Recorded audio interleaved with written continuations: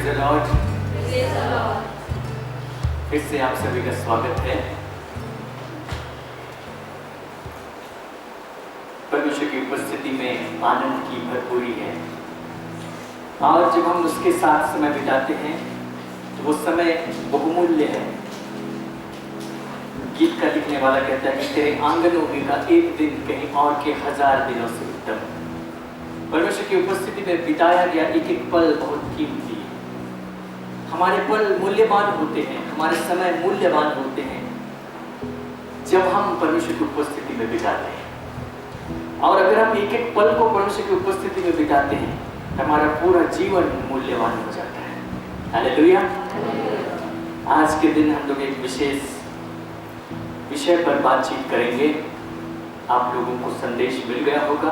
आज के विषय का शीर्षक परमेश्वर को जानना। पिछले कई दिनों से हम लोग ज्ञान के विषय में सीख रहे थे और हम लोगों ने पवित्र शास्त्र में से कई शब्दों को देखा जो ज्ञान के लिए, जानने के लिए इस्तेमाल किए गए। उन शब्दों में अंतर है, उन शब्दों में समानता भी है और वे सारे शब्द मिला करके कुछ गहराई प्रकट करते हैं। और जब हम उन शब्दों पर नहीं जाते हैं तो हम चूकने लगते हैं, हमको अधूरा ज्ञान होता है। लेकिन परमेश्वर चाहता है कि हम उसको भरपूरी से जानें। और इस जानने के क्रम में जब हम लोगों ने कई शब्दों का अध्ययन किया तो हम लोगों ने यह भी देखा कि हमें जानना चाहिए परमेश्वर को जानना चाहिए। तो आज इसी विषय पर आपसे मैं बातचीत करूंगा और आज का विषय शायद मेरे लिए थोड़ा कठिन हो और आपके लिए भी, देखेंगे समय बताएगा। परमेश्वर को जानना और परमेश्वर के बारे में जानना दोनों में अंतर है। जैसे किसी व्यक्ति के बारे में जानना और किसी व्यक्ति को जानना दोनों में अंतर है। जब हम किसी व्यक्ति के बारे में जानते हैं तो इसका मतलब है कि हम उसे दूर से जानते हैं। हमने उसकी चर्चा सुनी है या हमने उसके विषय में पढ़ा है या हमने उसका चित्र देखा होगा, लेकिन जो कुछ भी है हमारा उसके साथ परस्पर संबंध नहीं होता। हम उसको दूर से देखते हैं, दूर से उसको जानते हैं। सो किसी के बारे में जानना उसको दूर से जानना है और किसी को जानना उसको निकट से जानना है। जब हम उसको बहुत निकट से जानते हैं, व्यक्तिगत रूप से जानते हैं, तो हम कहते हैं या कह सकते हैं कि हम उसको जानते हैं। उदाहरण के लिए हम लोग भारत देश में रहते हैं। भारत देश में ऐसे बहुत सारे नामचीन लोग हैं जिनके विषय में हम अखबारों में पढ़ते हैं, समाचार में हम लोगों को पता चलता है, जिनको हम लोग टीवी पर देखते हैं और दूसरे माध्यम से देखते हैं। हम लोगों को उनके विषय में जानकारी मिलती है। वे कब पैदा हुए, उन्होंने क्या किया, वे क्या करते हैं, वगैरह वगैरह। जो भी हम जानते हैं उस ज्ञान के या उस व्यक्ति के और हमारे बीच में एक मीडियम होता है, एक मध्यस्थ होता है जिसके द्वारा हम उसको जानते हैं। व्यक्ति उस पार है, हम इस पार हैं और क्योंकि उस व्यक्ति तक हमारी पहुंच नहीं है तो हम किसी माध्यम से उसको जानते हैं। वह माध्यम कोई दूसरा व्यक्ति हो सकता है, वो माध्यम कोई किताब हो सकता है, वो माध्यम टेलीविजन हो सकता है, वो माध्यम फोन हो सकता है। तो कोई माध्यम है बीच में, और जब तक माध्यम है तब तक दूरी। हम किसी के बारे में ऐसे ही जानते हैं। लेकिन मैं आपको ये बता दूं कि किसी के बारे में जानना भी अच्छी बात है, क्योंकि हम किसी के बारे में जान करके बहुत सारा ज्ञान अर्जित करते हैं। अब पिछली बार हम लोगों ने इस बात को देखा कि हम लोगों को बहुत सारा ग्नोसिस भी अर्जित करना चाहिए। ग्नोसिस अर्थात बहुत सारा ज्ञान भी अर्जित करना चाहिए जो पवित्र शास्त्र से आता है। हम लोग जब परमेश्वर को जानने के विषय बात करते हैं तो परमेश्वर के बारे में जानना भी वहां किसी रूप में आता है। जब परमेश्वर के बारे में जानने की बात करते हैं तो एक दूरी, क्योंकि परमेश्वर है कहीं, हमको पता नहीं चल रहा, हम हैं कहीं, हम अपने आप को देख रहे हैं। अब क्योंकि परमेश्वर प्रकट नहीं है तो हम किसी माध्यम से परमेश्वर के विषय में जान रहे हैं। या तो किसी मनुष्य ने मुझे बताया, या तो मैंने पुस्तक में पढ़ा है, या तो मैंने कहीं लिखा हुआ देखा, या तो मैंने टीवी पर देखा, या तो मैंने फोन पर देखा, और इसी रूप में परमेश्वर के बारे में जानते हैं। एक दूरी है वहां पर, हम एक माध्यम के द्वारा उसको जान रहे हैं। और जब इस प्रकार का ज्ञान हम प्राप्त करते हैं, हम ज्ञानवान हो जाते हैं। लेकिन जो व्यक्ति वास्तव में परमेश्वर को जानता है और जो व्यक्ति परमेश्वर के बारे में जानता है, उसके विषय में एक बहुत बड़ा अंतर है। जो व्यक्ति परमेश्वर के बारे में जानता है वो बहुत बड़ा विद्वान हो सकता है, वो बहुत बड़ा स्कॉलर हो सकता है, पंडित हो सकता है, लेकिन जो परमेश्वर को जानता है वो सिर्फ प्रेमी हो सकता है। हालेलुया। क्योंकि जो उसको जानता है वो उसको निकट से जानता है, और जो उसको जानता है वो उससे प्रेम करता है, और जो उसको दूर से जानता है वो पंडित हो जाता है। और पंडित हो जाने से कोई ज्ञान प्रेमी थोड़ी हो जाता है। लोग जब ढूंढते हैं, खोजते हैं, भारत में जो खोज की पद्धति है उसको बहुत सारे नाम दिए गए। खोजकर्ता या साधक नाम दिया गया। साधक के कई रूप होते हैं। जो साधक होता है वो साधना करते हुए पंडित बन सकता है, पोथी पढ़ के पंडित बन सकता है ना। आप लोग स्कूल में पढ़े होंगे, पोथी पढ़ के पंडित बन सकते हैं, लेकिन प्रेम नहीं करें ये भी संभव है। तो पोथी पढ़कर पंडित हो सकते हैं, लेकिन एक साधक तब तक वास्तव में साधक नहीं होगा जब तक वो प्रेमी ना बन जाए, जब तक उसमें वो दीवानापन ना आ जाए, जब तक वो उसके पीछे ही ना पड़ जाए और भीतर से उसको जानने ना लगे, व्यक्तिगत रूप से उसको जानने ना लगे। ये परमेश्वर के बारे में जानने और परमेश्वर को जानने में अंतर है, और ये अंतर हम लोगों को स्पष्ट रूप से समझ लेना चाहिए। मैं आपको एक पद दिखाना चाहता हूँ यूहन्ना के सुसमाचार और उसके अध्याय 14 में यीशु मसीह ने इस विषय पर बातचीत की है। और जब यीशु मसीह इस विषय पर बोलते हैं, उसके कई चेलों ने उसकी बातों को लिखा है, लेकिन जिस चेले ने इस विषय में सबसे ज्यादा लिखा है उसका नाम यूहन्ना है। यूहन्ना और उसके अध्याय 14 और उसके पद 7 यीशु मसीह कहते हैं, यूहन्ना 14 के 7, यदि तुमने मुझे जाना होता तो मेरे पिता को भी जानते, और अब उसे जानते हो और उसे देखा भी है। यीशु मसीह कह रहे हैं कि यदि तुमने मुझे जाना होता, वे नहीं कह रहे कि यदि तुमने मेरे बारे में जाना होता, वे कह रहे कि यदि तुमने मुझे जाना होता। तो मुझे जानना और मेरे बारे में जानना दो अलग अलग बातें हैं। मेरे बारे में लोग तरह तरह की बातें कह सकते हैं। अगर आप मुझे नहीं जानते तो मेरे बारे में किसी माध्यम से आपको सूचना मिलेगी और बाकी आपकी कल्पनाएं होंगी, लगे हाथों मेरे विषय में लजीज चर्चे भी फैल सकते हैं। आप उन सबको मिला जुला के मेरे बारे में एक राय बना सकते हैं, मेरे बारे में कुछ जानते हैं। लेकिन जो मुझे जानते हैं उसका मतलब है जो मुझे व्यक्तिगत रूप से जानते हैं, मेरे साथ में रहे। यीशु मसीह भी इसी अंदाज में अपने चेलों से बातचीत कर रहे हैं और कहते हैं कि यदि तुमने मुझे जाना होता, क्योंकि मैं तुम्हारे साथ में हूँ, मैं तुम्हारे साथ इतने दिनों तक चला फिरा, मैंने तुम्हारे साथ में बातें की, मैंने खोलकर तुम्हें सब चीजों को बताया, मैंने बहुत सारे काम तुम्हें बताए, करके दिखाया। तुम मेरे साथ में रहे हो, और तुम मेरे साथ में रहे हो तो मैं उम्मीद करता हूं कि तुम मुझे जानते होगे।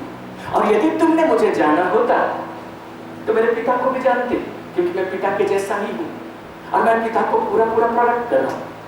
तो यदि हम परमेश्वर को जानने की बात करते हैं तो उसका मतलब है यीशु मसीह को जानने की भी बात वहां पर है। हम परमेश्वर को तब तक नहीं जान सकते हैं जब तक हम यीशु मसीह को न जान लें। यदि तुमने यीशु को जाना होता तो तुमने पिता को भी जाना होता। चेलों को उसने कहा कि यदि तुमने मुझे जाना होता तो मेरे पिता को भी जानते, और आप उसे जानते हो और उसे देखा भी है। चेलों ने कभी भी पिता को नहीं देखा था, उनके लिए तो वो सर्वशक्तिमान यहोवा स्वर्ग में विराजमान, किसने उसको देखा, किसने नहीं देखा। उन्होंने तो सिर्फ यीशु को देखा, लेकिन वे नहीं जानते थे कि ईश्वर पिता एक है। यीशु मसीह पिता को प्रकट कर रहा है, लेकिन यीशु मसीह इसी बात को कह रहे थे, यदि तुमने मुझे जाना होता तो मेरे पिता को जानते। परमेश्वर को जानने का अर्थ है यीशु मसीह को जानना, या हम कहें उल्टा, यीशु मसीह को जानने का अर्थ है परमेश्वर को जानना। और कुछ भी बातें छूट ना जाए इसलिए मैं कह दूं, परमेश्वर को तब तक जाना नहीं जा सकता जब तक कि यीशु मसीह को जान न लिया जाए। हालेलुया। अगर परमेश्वर को जानना चाहते हैं तो यीशु मसीह को जानना होगा, लेकिन यीशु मसीह को जानना और यीशु मसीह के बारे में जानना दोनों अलग अलग बातें हैं। ये साफ साफ समझ लीजिए। आज इसी मुद्दे पर मैं बात करने के लिए यहाँ पर, और मैं खुलकर बात करूंगा। आप भाग मत जाइए, जब मैं रही भागने की नौबत हो सकती है, इसलिए मैंने पहले ही कह दिया। यीशु मसीह के बारे में जानना और यीशु को जानना दोनों में अंतर है। यीशु मसीह के बारे में बहुत कुछ जानते हैं, इतिहासकार भी जानते हैं, वे इतिहास में उसके विषय में पढ़ते हैं, पढ़ाते हैं, उसके विषय में बहुत सारी बातें होती, तरह तरह की चर्चाएं होती, उसके विषय में अच्छी चर्चाएं भी होती है, उसके विषय में बुरी चर्चाएं भी होती। कहा जाता है कि उसकी एक प्रेमिका थी, हाँ, बुरी चर्चाएं भी होती, उससे उसका एक बेटी भी थी, तो उसके बारे में तो बहुत कुछ कहा गया है। लोगों ने सब तरह की बातें कही, जो उसके साथ में रहे हैं उन्होंने भी बताया है, जो उसके साथ में नहीं रहे हैं उन्होंने भी उसके बारे में बहुत कुछ कहा है। अगर हम माध्यम से ही जानते हैं, किसी के माध्यम से ही जानते हैं, तब हम निश्चित नहीं हो सकते कि वास्तव में वो कौन है। हम अनिश्चित रहेंगे, दुविधा में रहेंगे। एक बार की बात है, यीशु मसीह अपने चेलों के साथ में बातचीत कर रहे थे और उसने बातचीत करते हुए उनसे पूछा कि लोग मनुष्य के पुत्र के विषय में क्या कहते हैं। मत्ती के सुसमाचार में आप उसको पढ़ करके देखिए, उसके अध्याय 16, मत्ती अध्याय 16 और उसके पद 13 से। यीशु कैसरिया फिलिप्पी के प्रदेश में आया और अपने चेलों से पूछने लगा, लोग मनुष्य के पुत्र को क्या कहते हैं? लोग मेरे विषय में क्या कहते हैं? इसका मतलब है यीशु मसीह अपने चेलों को सुनिश्चित करना चाहते हैं कि तुम जो मेरे विषय में कुछ जान रहे हो, बहुत कुछ होगा, तुम तो मेरे साथ में हो, लेकिन मेरे और तुम्हारे बीच में एक गैप भी तो है। उस गैप को हो सकता है दूसरे लोग भर रहे होंगे अपने विचारों से, मेरे विषय में तरह तरह की बातें करते होंगे, तुम तो उनके बीच में रहते हो, जानते होगे, सुनते ही होगे, मेरे विषय में तरह तरह की बातें। लोग मनुष्य के पुत्र को क्या कहते हैं? उन्होंने कहा, कुछ तो यूहन्ना बपतिस्मा देने वाला कहते हैं, और कुछ एलिया, और कुछ यिर्मयाह या भविष्यवक्ताओं में से कोई एक कहते हैं। उन्होंने पूरा नहीं बताया, उन्होंने कुछ अच्छा अच्छा ही बता दिया। उन्होंने कहा कि लोग अच्छा ही बोलते हैं तेरे बारे में। लोग कहते हैं कि यूहन्ना बपतिस्मा देने वाला झूठा है, लोग कहते हैं कि यिर्मयाह है, झूठा है, कुछ कहते हैं कि तो एलिया है, अच्छी बातें, जबकि लोग दूसरी बातें भी कहते थे। कुछ तो कहते थे कि वो पागल है, कुछ तो कहते थे कि वो भरमाता है, कुछ तो कहते थे कि वो परमेश्वर की ओर से नहीं, वो शब्द का दिन नहीं मानता। लेकिन चेलों ने सब बातें नहीं बताई, आखिर उनको भी थोड़ा बहुत मुक्खर लगाना ही था। लोग तेरे बारे में अच्छा ही कहते हैं, तो क्या तुम्हारा जो मुझ पर विश्वास है या जो तुम मुझे जानते हो सिर्फ उनके कहने के आधार पर जानते हो? लोग जब मेरे बारे में कह रहे कि वो ये है या वो है, तो क्या तुम उनकी चर्चाओं को सुन करके ही जानते हो कि मैं कौन हूं? इसलिए मेरा सवाल ये है कि तुम मुझे क्या कहते हो? पद 16 में 15 में उसने पूछा, परंतु तुम मुझे क्या कहते हो? लोग तो बहुत कुछ कहते होंगे, लोग तो बहुत कुछ कहते होंगे, परंतु तुम मुझे क्या कहते हो? और तब पतरस ने इस बात को कहा कि तू जीवते परमेश्वर का पुत्र मसीह है। हालेलुया। पतरस ने जवाब दिया, तू जीवते परमेश्वर का पुत्र मसीह है। और यीशु मसीह ने कहा कि यह बात तुझ पर किसी मनुष्य ने प्रकट नहीं की, मांस और लहू ने प्रकट नहीं की, परंतु मेरे पिता ने जो स्वर्ग में है उसी ने तुझ पर यह बात प्रकट की है। हालेलुया। पतरस ने यीशु मसीह को जाना। पतरस यीशु मसीह को व्यक्तिगत रूप से जान रहा है, किसी रूप में उस पर कुछ प्रकट किया गया है, और जिसने प्रकट किया, जो माध्यम है वो इस संसार का नहीं, जो माध्यम है वो लोग नहीं है, जो माध्यम है वो किताब नहीं है, वो माध्यम है वो इस संसार की कोई वस्तु नहीं है, वो माध्यम स्वयं परमेश्वर है। जीवते परमेश्वर ने उस पर प्रकट किया है कि यीशु मसीह जीवते परमेश्वर का पुत्र है। हालेलुया। पतरस ने यीशु मसीह को व्यक्तिगत रूप से किसी रूप में जाना, और परमेश्वर पिता ने इस काम में उसकी सहायता की। और मैं भी आपको यही कहना चाहता हूं कि जब हम यीशु मसीह के विषय में पढ़ते हैं, बहुत सारी बातें हैं, हम जानते हैं कि वो कहां पर कैसे जन्म लिया, उसके जीवन के पूरे इतिहास को जानते हैं, उसकी कहानियों को हम जानते हैं। हम अक्षर से हम कोट कर देंगे बाइबल में कहां पर क्या लिखा है, उसने क्या क्या प्रचार किया, कौन कौन से आश्चर्य कर्म किए, कितने मुर्दों को जलाया, कितने दृष्टांत कहे, सब हम स्कॉलर की तरह बता सकते हैं। लेकिन इसके बावजूद हम यीशु मसीह से अनजान रह सकते हैं। स्कॉलर उसको उसी रूप में जानते हैं। यीशु मसीह के कितने आश्चर्य कर्मों को नए नियम में लिखा गया वे बता देंगे, आप मुझे पूछेंगे तो मैं नहीं जानता, मैंने उस रूप में कभी गिना ही। यीशु मसीह ने कितने दृष्टांत कहे? स्कॉलर बताते हैं कि कितने दृष्टांत कहे, मैं नहीं जानता, मैंने कभी गिना ही नहीं, मैं उस रूप को नहीं जानता। मैं भी आपको यही कहना चाहता हूं कि जब आप यीशु मसीह को जानने की बात समझ रहे हैं, आप उसके बारे में जितना जानते हैं उससे बढ़कर उसको जानने के लिए प्रयास करें। उसको जानने का अर्थ है कि हम उसके साथ एक व्यक्तिगत सहभागिता रखते हैं। हालेलुया। जब तक हम यीशु मसीह के साथ एक व्यक्तिगत सहभागिता न रख ले, हम उसको नहीं जान सकते।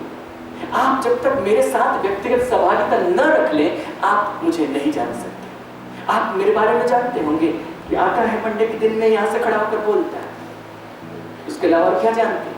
नाम जानते, कुछ काम जानते, मुझे व्यक्तिगत रूप से थोड़ी जानते। मुझे व्यक्तिगत रूप से वही जानते हैं जो मेरे साथ में रहते हैं, जो मेरे साथ समय बिताते हैं। उसी प्रकार यीशु मसीह को भी व्यक्तिगत रूप से वही जानता है जो उसके साथ में रहता है, उसके साथ में समय बिताता है। अगर यीशु मसीह को जानना चाहते हैं तो पहला चॉइस आप ही को करना पड़ेगा कि आप उसके साथ व्यक्तिगत रूप से इन्वॉल्व होना चाहते हैं कि नहीं, या फिर सिर्फ उसके बारे में पढ़ते रहना चाहते हैं। मैंने तेरे बारे में पढ़ा है, पुराने नियम में एक नबी था और उसका नाम था हबक्कुक। हबक्कुक नबी ने परमेश्वर के विषय में कुछ कहा। हालांकि वो नबी था, सोचिए, नबी था तो परमेश्वर उससे बातचीत करता था, वो परमेश्वर की ओर से बोलता था, लेकिन सब कुछ उस पर प्रकट नहीं किया गया था। उसने अपनी पुस्तक अध्याय 3 में और उसके पद 1 में एक गीत लिखा, हबक्कुक नबी की पुस्तक, और उसके 3रे अध्याय और उसके पहले पद में उसने एक गीत लिखा। और उस गीत में उसने क्या लिखा? हे यहोवा, मैं तेरी कीर्ति सुनकर डर गया। नबी का कहना है कि हे यहोवा, मैं तेरी कीर्ति सुनकर डर गया। कीर्ति का मतलब है कि किसी और ने बताया और हबक्कुक ने सुना।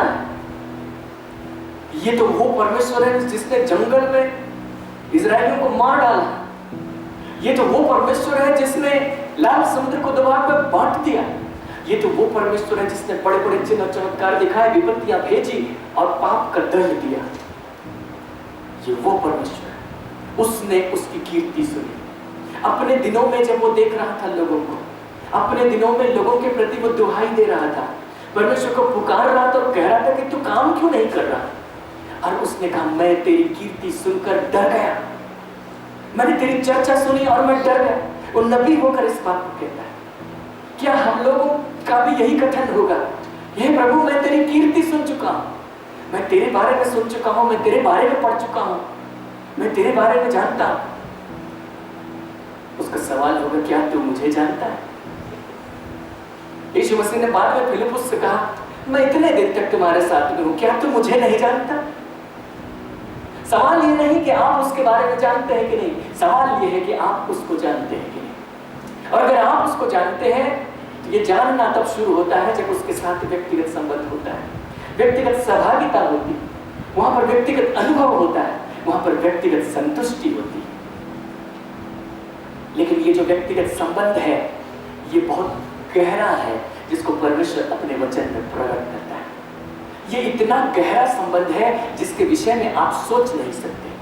ये जो व्यक्तिगत संबंध है ये इतना अंतरंग संबंध है जिसके विषय में लोग बातें नहीं करना चाहते।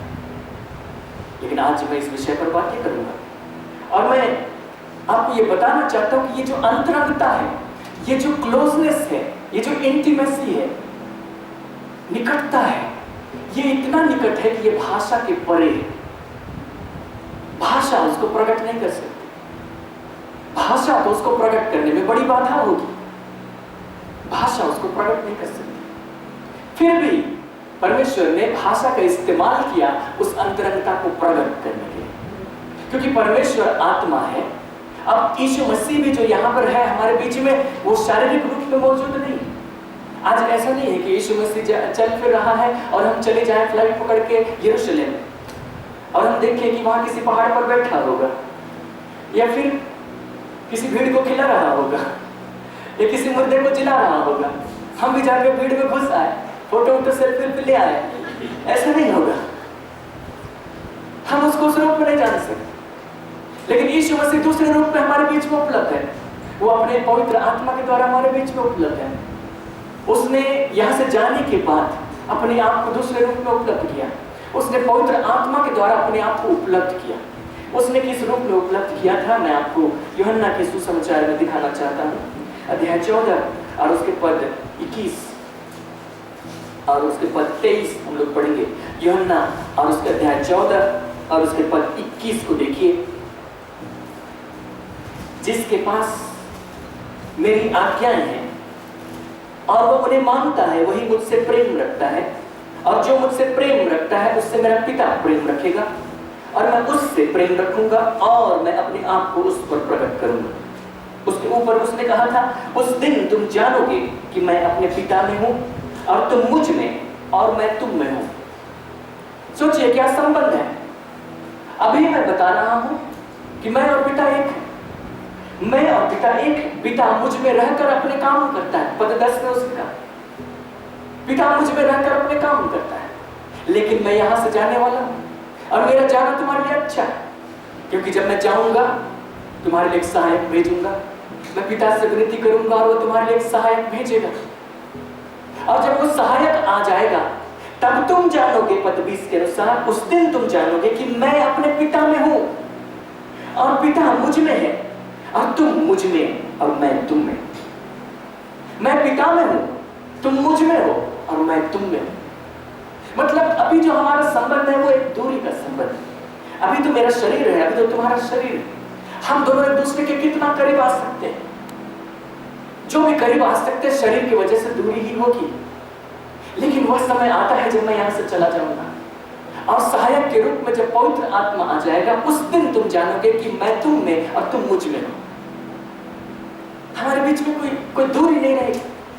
वो सारी दूरियां मिट जाएंगी, हम लोग एक हो जाएंगे। इतना गहरा संबंध हो जाएगा। जिसके पास मेरी आज्ञाएं हैं, जो मैंने तुम्हें सिखाया है, उस दिन की बात को सोचिए जब यीशु मसीह कह रहे थे, और जो उनको मानता है वही मुझसे प्रेम करता है, क्योंकि आगे चलकर मैं मरने वाला हूं, जिसको तुम हो सकता है सह न सको। वो जो उनको मानता है, मेरा पिता उससे प्रेम रखेगा, मैं उससे प्रेम रखूंगा, मैं अपने आप को उस पर प्रकट करूंगा। और सिर्फ इतनी बात नहीं, पद 23 में उसने कहा, यीशु ने उसको उत्तर दिया, यदि कोई मुझसे प्रेम रखेगा तो वह मेरे वचन को मानेगा, और मेरा पिता उससे प्रेम रखेगा, और हम उसके पास आएंगे और उसके साथ वास करेंगे। हम उसके साथ वास करेंगे, कुछ कंडीशन के साथ उसने कहा था। हम उसके साथ आकर वास करेंगे। सब मिलाकर एक ही बातें हो रही। तो उस दिन तुम जानोगे कि मैं तुम में और तुम मुझ में हो। हम तुम्हारे पास आएंगे, तुम्हारे साथ वास करेंगे। अभी भी तो वास कर रहे हैं, अभी भी तो यीशु मसीह साथ में चल फिर रहे हैं, अभी भी तो चिन्ह चमत्कार दिखा रहे हैं, अभी भी तो बातचीत कर रहे हैं। बहुत कुछ हो रहा है, साथ में उठ रहे हैं, साथ में बैठ रहे हैं। लेकिन इतनी नजदीकी, ये तो दूरी है, इसको क्या नजदीकी कहा जाए। इससे भी ज्यादा नजदीक होना चाहते हैं, इसलिए मुझे जानना होगा, ताकि मैं दूसरे रूप में तुम्हारे लिए उपलब्ध हो जाऊं और हम लोग बहुत करीब हो जाएं। हम तुम्हारे साथ में वास करें, तुम्हारे भीतर में वास करें। उस दिन तुम जानोगे कि मैं तुम में और तुम मुझ में। यीशु मसीह आज अपने पवित्र आत्मा के द्वारा हमारे बीच में मौजूद है, और उसके पवित्र आत्मा की सहभागिता करके, उसके साथ में व्यक्तिगत संबंध रखकर हम इस बात को जान सकते कि यीशु मसीह कौन और कैसा है। हालेलुया। यीशु मसीह को जानने का स्रोत हमारे लिए उपलब्ध कर दिया गया है। यीशु मसीह को जानना हमारे लिए असंभव, कठिन और अनहोना नहीं है, बल्कि मैं आपको ये बता दूं कि ये तो हमारी विरासत है। और जब हम यीशु को जानेंगे, हम पिता को भी जानेंगे।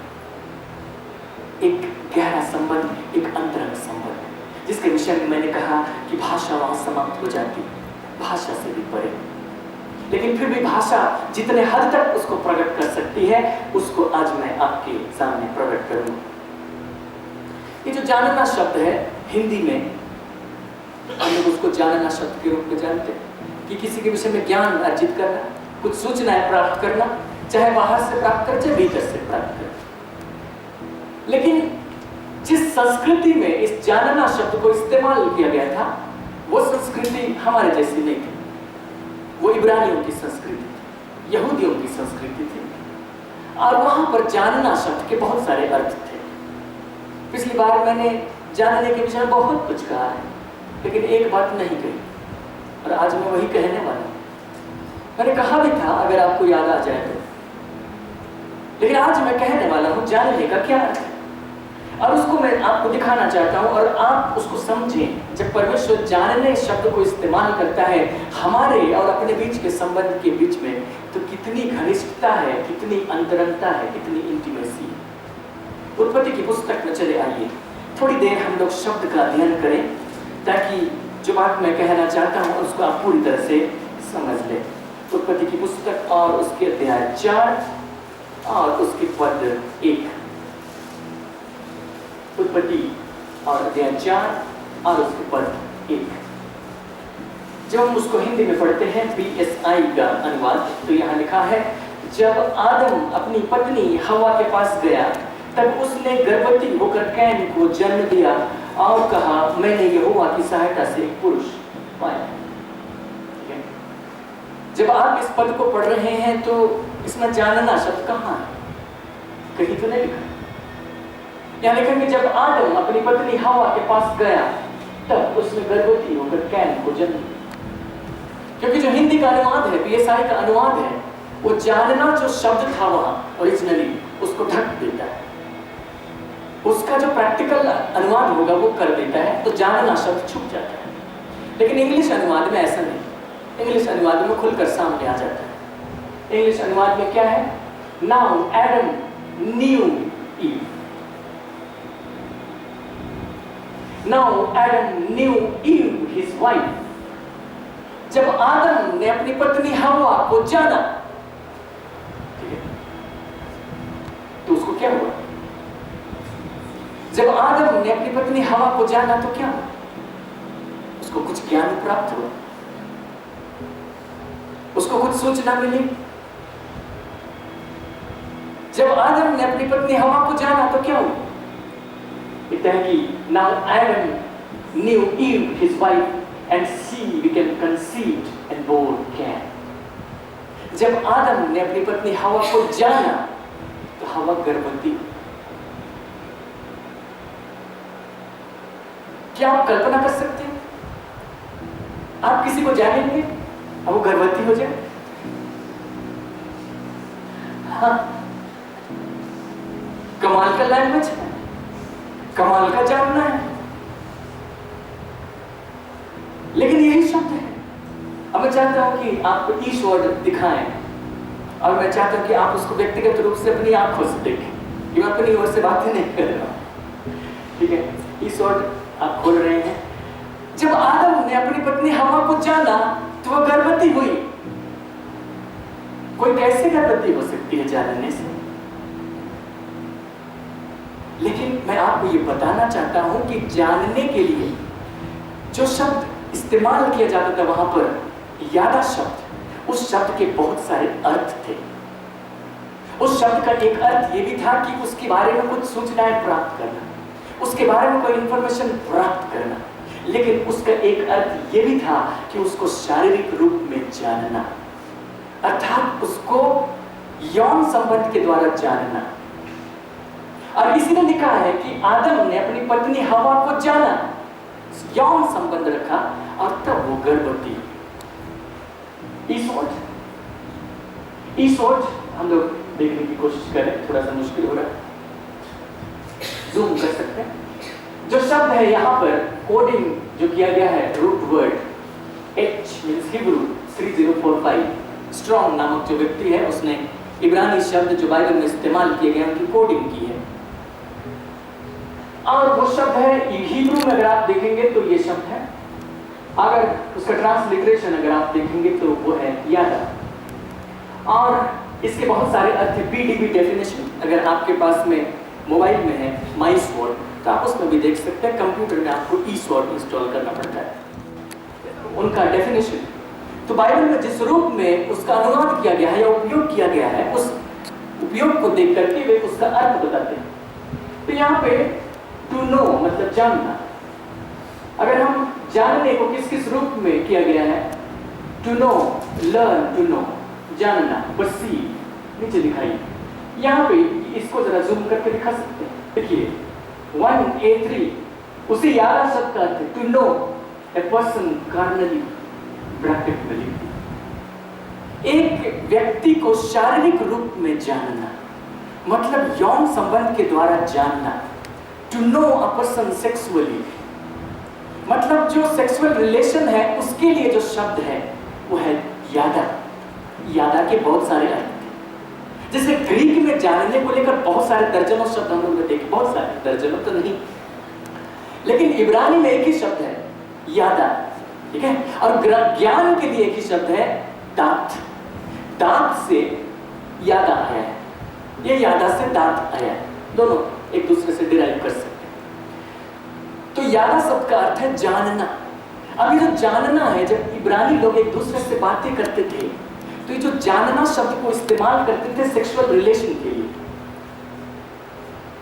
तहजीब भी हो जाता था, उसमें कोई अश्लीलता भी नहीं झलकती थी, उसमें बहुत सारे अर्थ भी प्रकट हो जाते थे। और मैं आपको ये बता दूं कि परमेश्वर ने भी उसी भाषा का इस्तेमाल किया हमारे और अपने बीच के संबंध को प्रकट करने के लिए। हमने क्या देखा? उत्पत्ति पहले अध्याय, चौथे अध्याय और उसके पद 1 में, जब आदम ने अपनी पत्नी हवा को जाना, जब आदम ने अपनी पत्नी हवा के साथ आदा किया तो हवा गर्भवती हुई। अब वापस हम लोग जाएंगे।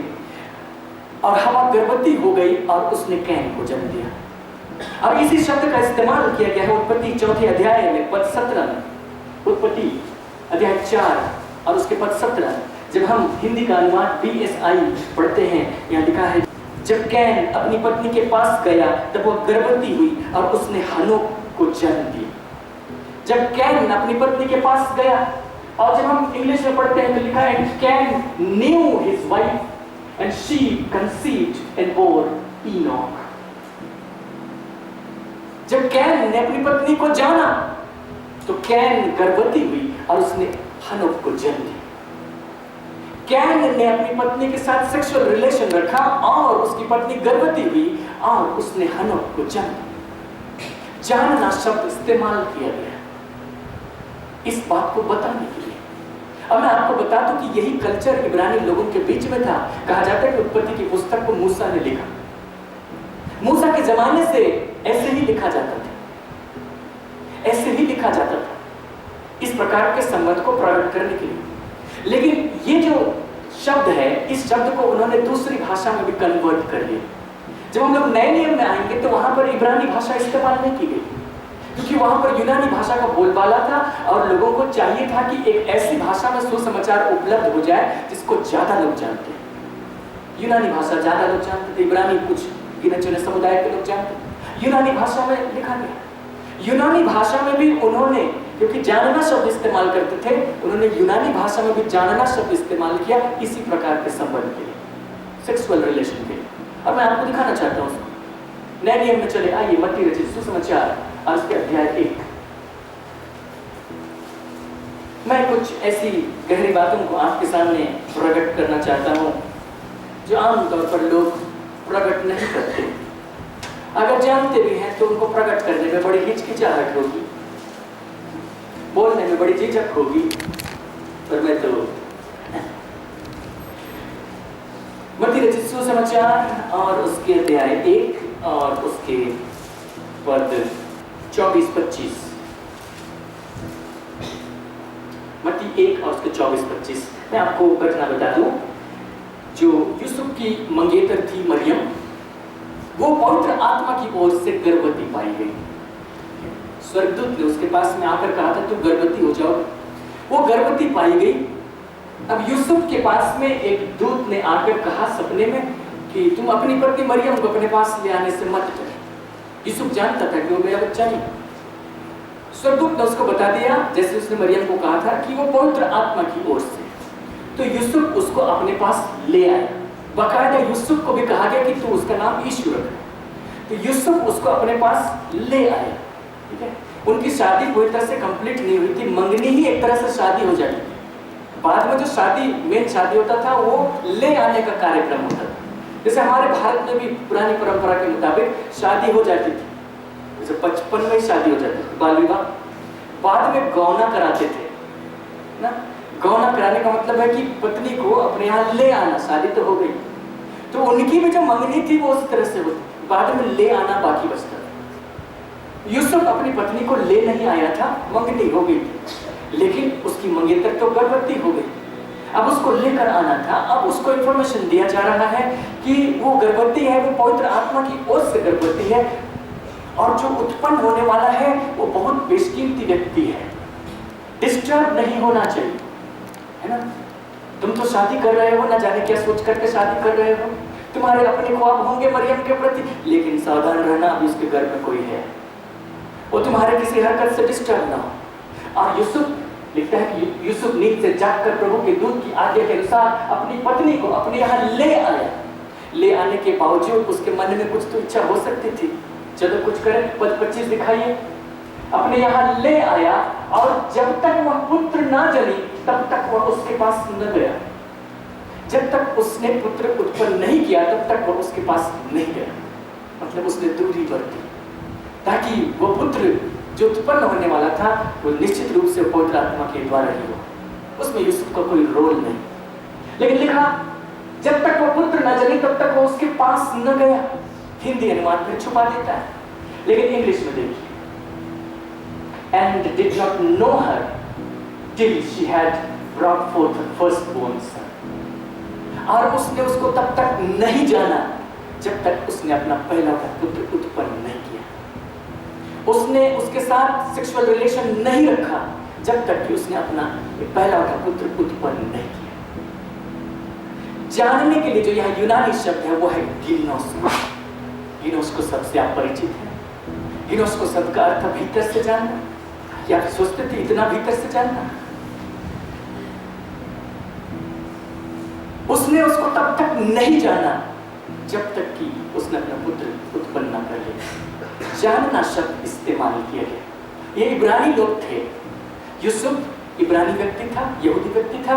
मरियम यहूदी स्त्री थी, और उनकी कल्चर में इसी प्रकार की बातचीत होती थी।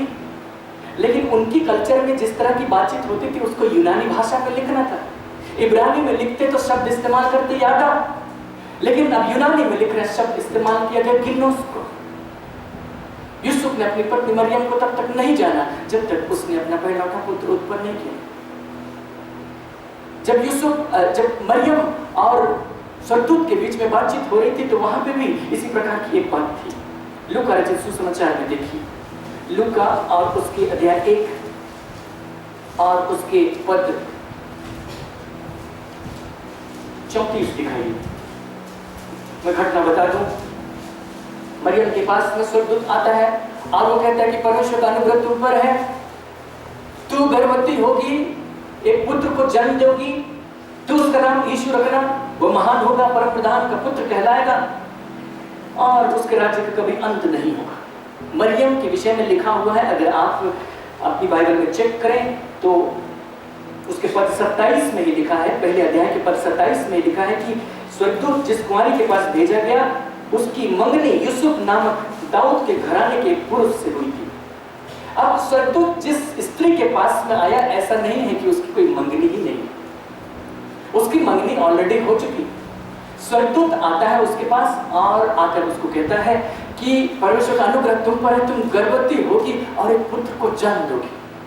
अगर आपकी मंगनी किसी से हो गई है और स्वर्गदूत आकर आपसे कहे तो आप क्या समझेंगे?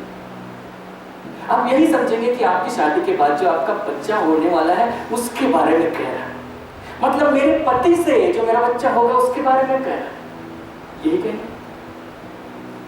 और स्वर्गदूत ने मरियम को कहा तू गर्भवती होगी और ऐसा ऐसा होगा, तो मरियम का जवाब क्या था? उसने पद 34 में इस तरह से कहा, पद 34 उसने कहा, मरियम ने स्वर्गदूत से कहा यह कैसे होगा, मैं तो पुरुष को जानती ही नहीं। तो कमाल है, तो किसके साथ मंगनी हुई है? मैं तो पुरुष को जानती ही नहीं, तेरा पुत्र होगा, मैं तो पुरुष को जानती ही नहीं। अरे मरियम तेरा पुत्र होगा, यूसुफ से मंगनी हुई है, उसी से तो होगा। मरियम समझ रही थी स्वर्गदूत क्या कहना चाह रहा है। स्वर्गदूत जिस अंदाज में कह रहा था उससे ये पता था कि स्वर्गदूत के जाने के तुरंत पश्चात वो गर्भवती हो जाएगी। और मरियम इस बात को कह रही थी कि मैं पवित्र हूँ, मेरा किसी के साथ भी व्यभिचार का कोई संबंध नहीं है, मैंने किसी पुरुष के साथ में कोई यौन संबंध नहीं रखा है, मैं किसी पुरुष को नहीं जानती, मैंने किसी पुरुष के साथ ऐसा अंतरंग संबंध रखा ही नहीं है कि मैं गर्भवती हो जाऊं। स्वर्गदूत, तुम क्या बोल रहे हो? मैं किसी पुरुष को नहीं जानती, कैसे होगा? तब स्वर्गदूत ने बताया कि ये स्त्री पुरुष के नॉर्मल रिलेशनशिप से नहीं होगा, ये पवित्र आत्मा के द्वारा। उसने कहा मैं उसको जानती ही नहीं। अब यहां पर भी ये सही अनुवाद करता है मैं उसको जानती नहीं, क्योंकि शब्द फिर से गिनोस को। Then Mary said to the angel, how can this be since I do not know a man? मैं पुरुष को जानती ही नहीं। मैं सोचता था कि ये कैसा अनुवाद है, कुछ तो कंफ्यूजन है, कुछ तो गलत है। मैं पुरुष को जानती ही नहीं, ये तो हो नहीं सकता। वो तो जानती थी, मंगनी हुई है उससे, तो क्या कहना चाहती, कुछ तो मैं मिस कर रहा हूं। लेकिन तब मैंने देखा, अब मैं चाहता हूं कि आप ये दिखा दें ईसोट। तभी हम लोगों ने इब्रानी भाषा के लिए शब्द देखा था यादा, और हमने उसका एक अर्थ देखा था टू नो, और ब्रैकेट में लिखा था ए पर्सन कार्नली। पुराने नियम में इब्रानी भाषा में जो शब्द था यादा, उसका यूनानी भाषा में कई शब्दों के द्वारा अनुवाद किया जाता है। एक शब्द गिनोस्को भी है, दूसरा शब्द आइडो भी है, यहां तक कि एपिग्नोसिस में अनुवाद किया जाता है।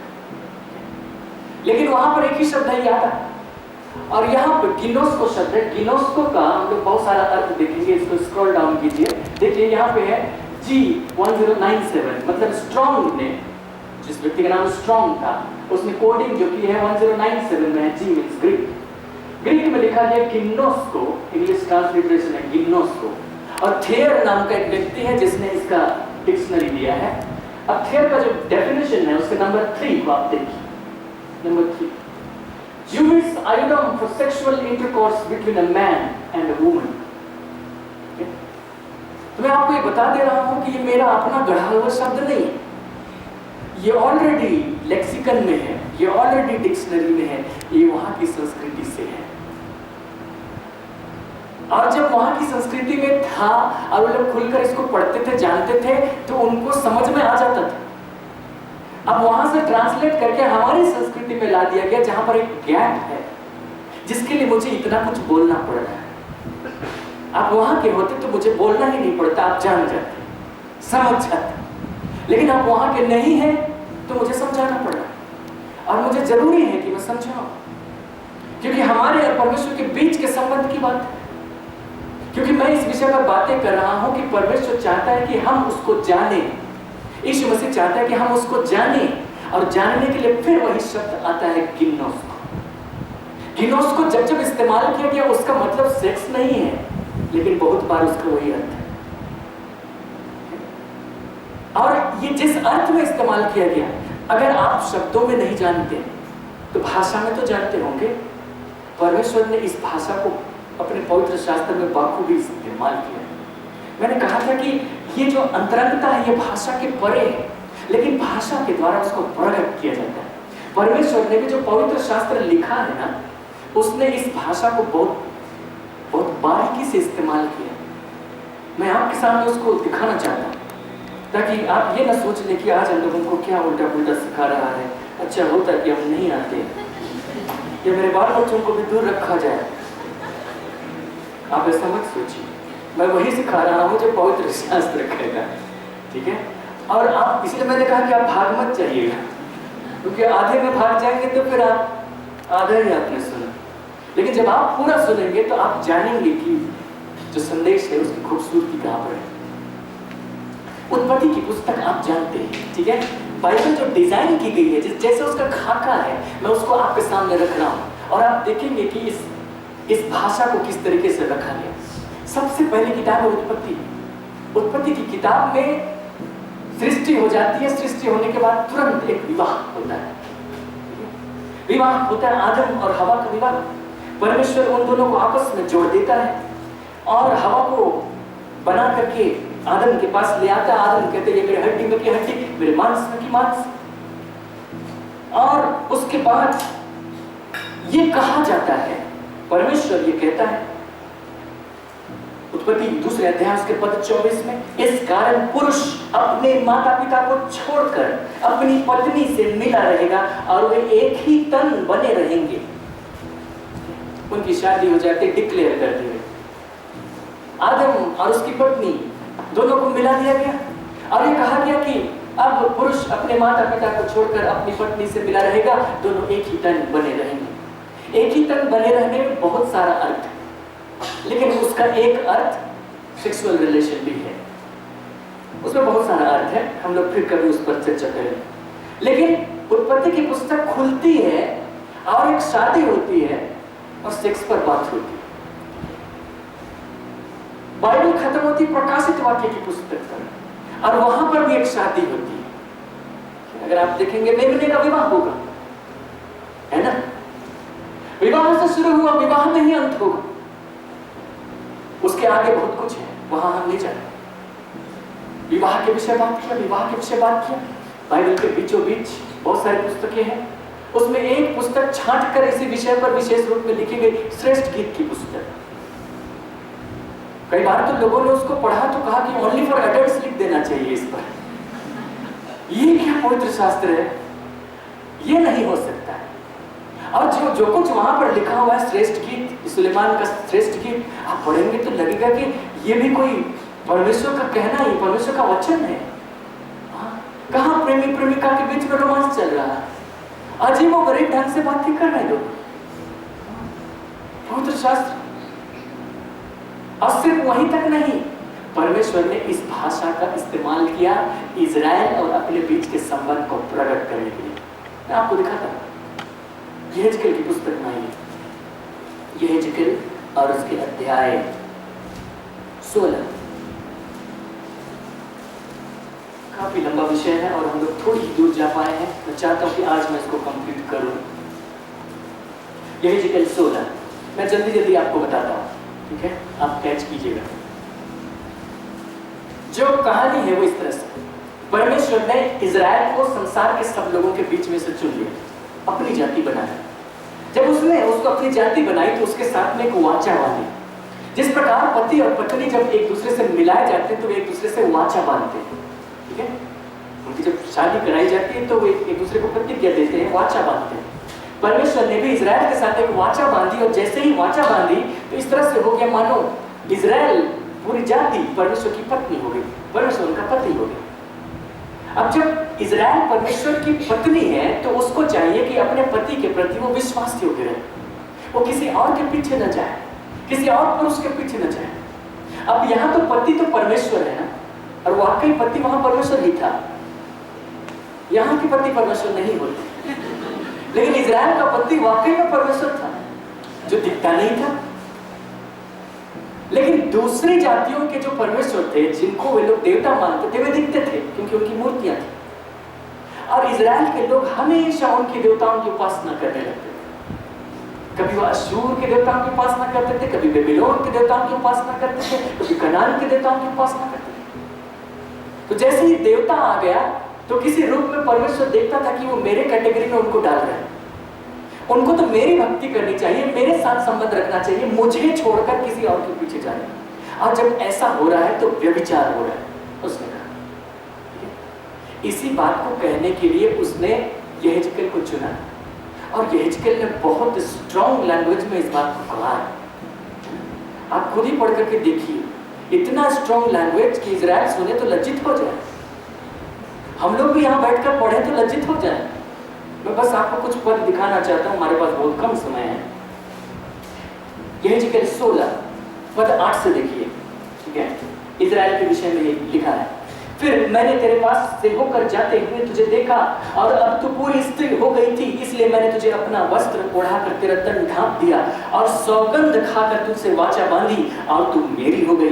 प्रभु यहोवा की यही वाणी, तू मेरी हो गई, तू मेरी स्त्री हो गई, तू मेरी पत्नी हो गई। तब मैंने तुझे जल से नहलाकर तुझ पर से लहू धो दिया और तेरी देह पर तेल मला। और उसने कहा कि तेरी जो दुर्दशा थी मैंने उसको दूर किया और तुझको सब चीज उपलब्ध कराया और तेरी सुंदरता बहुत बढ़ गई। उस सुंदरता का वर्णन यहाँ पर लिखा है। उसकी सुंदरता इतनी बढ़ गई, पद 13 का आखिरी लाइन कहता है, और तू अत्यंत सुंदर वरन रानी होने के योग्य हो गई। सब उपमाओं में बातें हो रही है, वहां कोई स्त्री नहीं है, ठीक है, वहां पूरी जाति है, इजराइल है। उस पूरी इजराइल के विषय में परमेश्वर कह रहा है कि मैंने तुझे इतना आशीषित किया, तुझसे वाचा बांधकर इतना बढ़ाया कि तू अत्यंत सुंदर वरन रानी होने की योग्य हो गई। तेरी सुंदरता की कीर्ति अन्य जाति में फैल गई, क्योंकि उस प्रताप के कारण जो मैंने अपनी ओर से तुझे दिया था।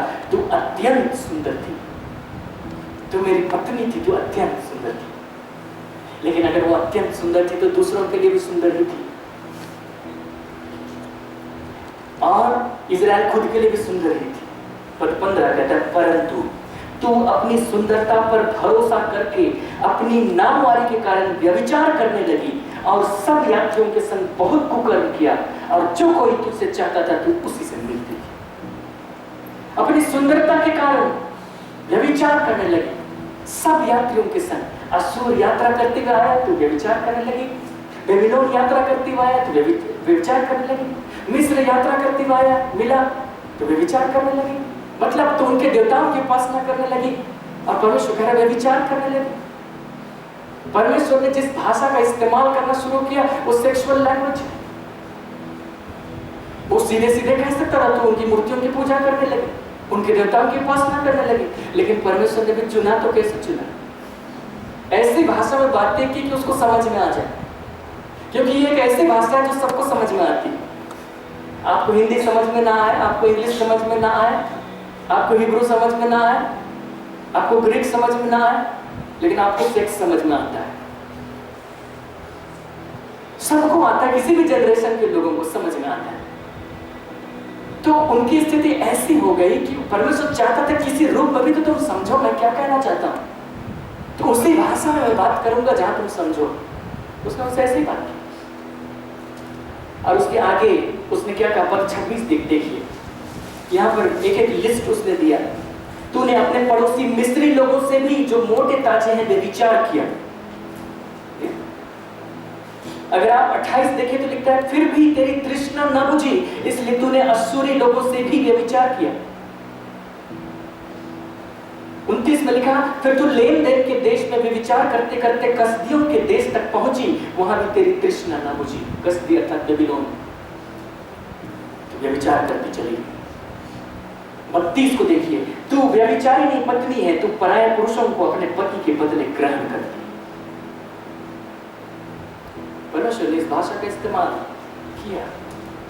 अगर आप यहेजकेल की इसी पुस्तक को देखें, अध्याय 23 तो उनके इसी आत्मिक व्यभिचार को प्रकट करने के लिए जितना स्ट्रॉन्ग लैंग्वेज यहाँ पर लिखा गया है, उतना बाइबल में फिर कहीं नहीं लिखा है। उसको आप लोग होमवर्क आप घर में पढ़ लीजिए, लेकिन मैं कुछ पदों को आपको दिखा दूं। यहेजकेल 23 दृष्टांत में परमेश्वर बातें कर, एक से देखिए, यहोवा का यह वचन मेरे पास पहुंचे, हे मनुष्य के संतान, दो स्त्रियां थी जो एक ही मां की बेटी थी।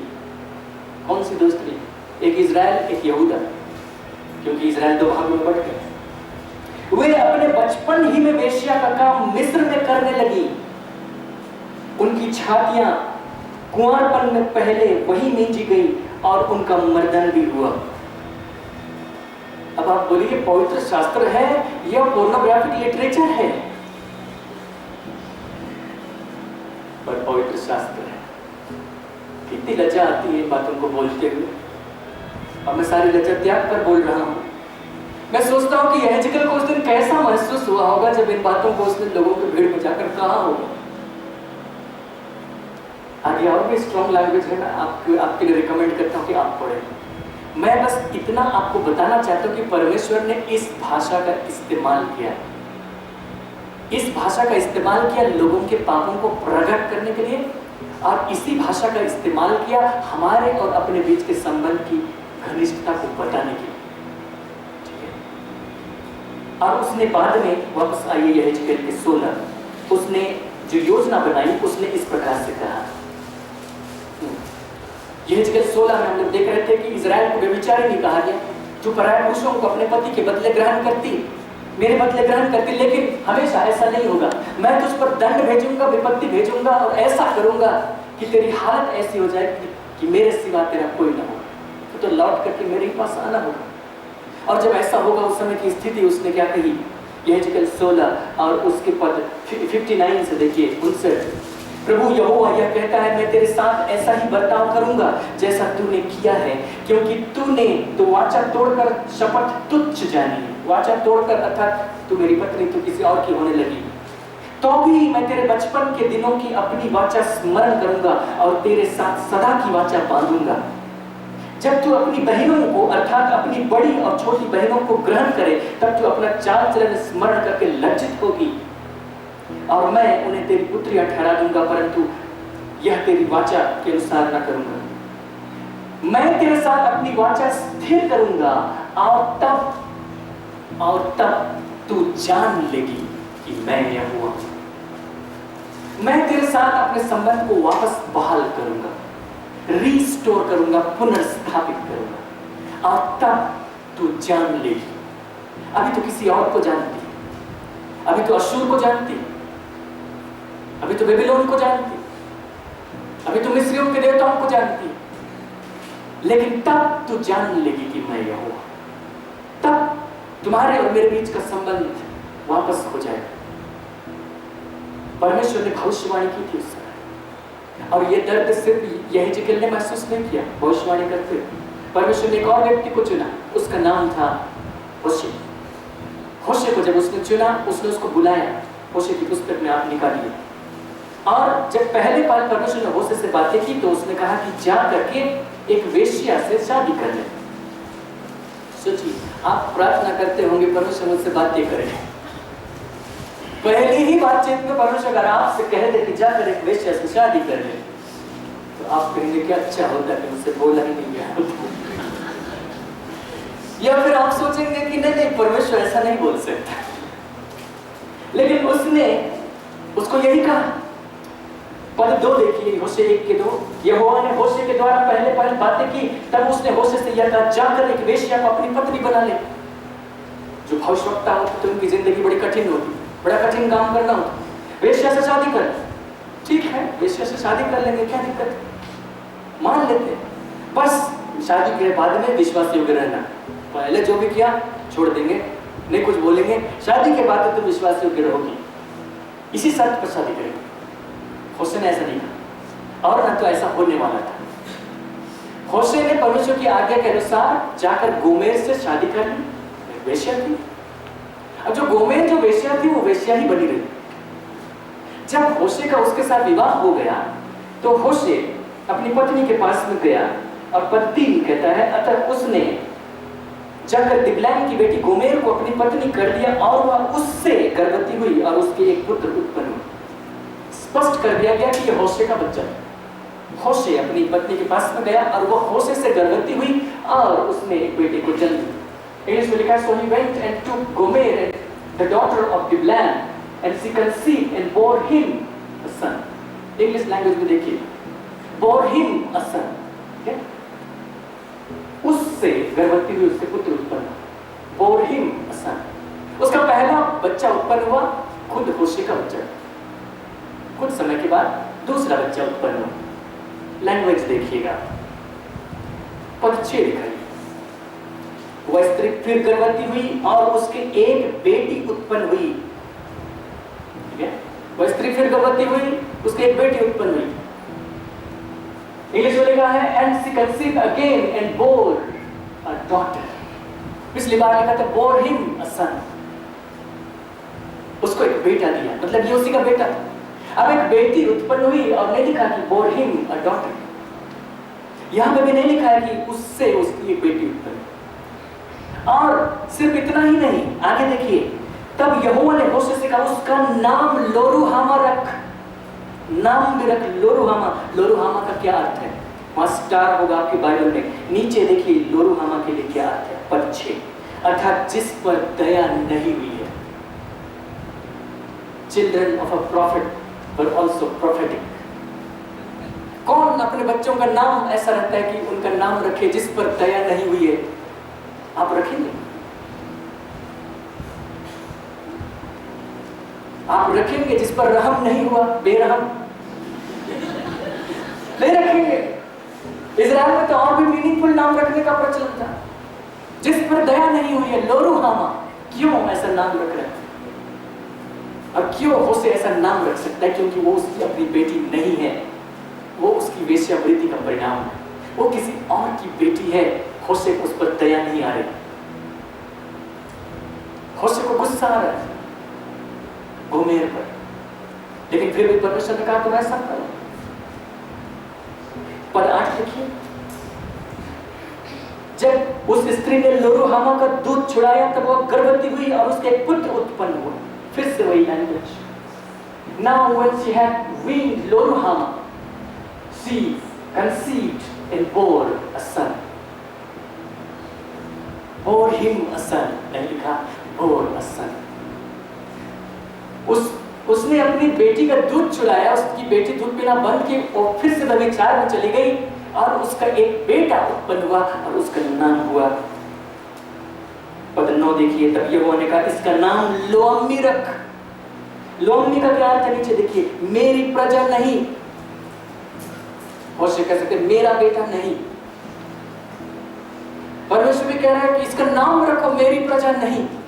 लोग पूछेंगे होशे बड़ा विचित्र नाम तूने रखा है लोरुहामा। वहां के लोग तो समझते होंगे कि क्या अर्थ है, जो अर्थ है वो तुम लोग कर रहे हो।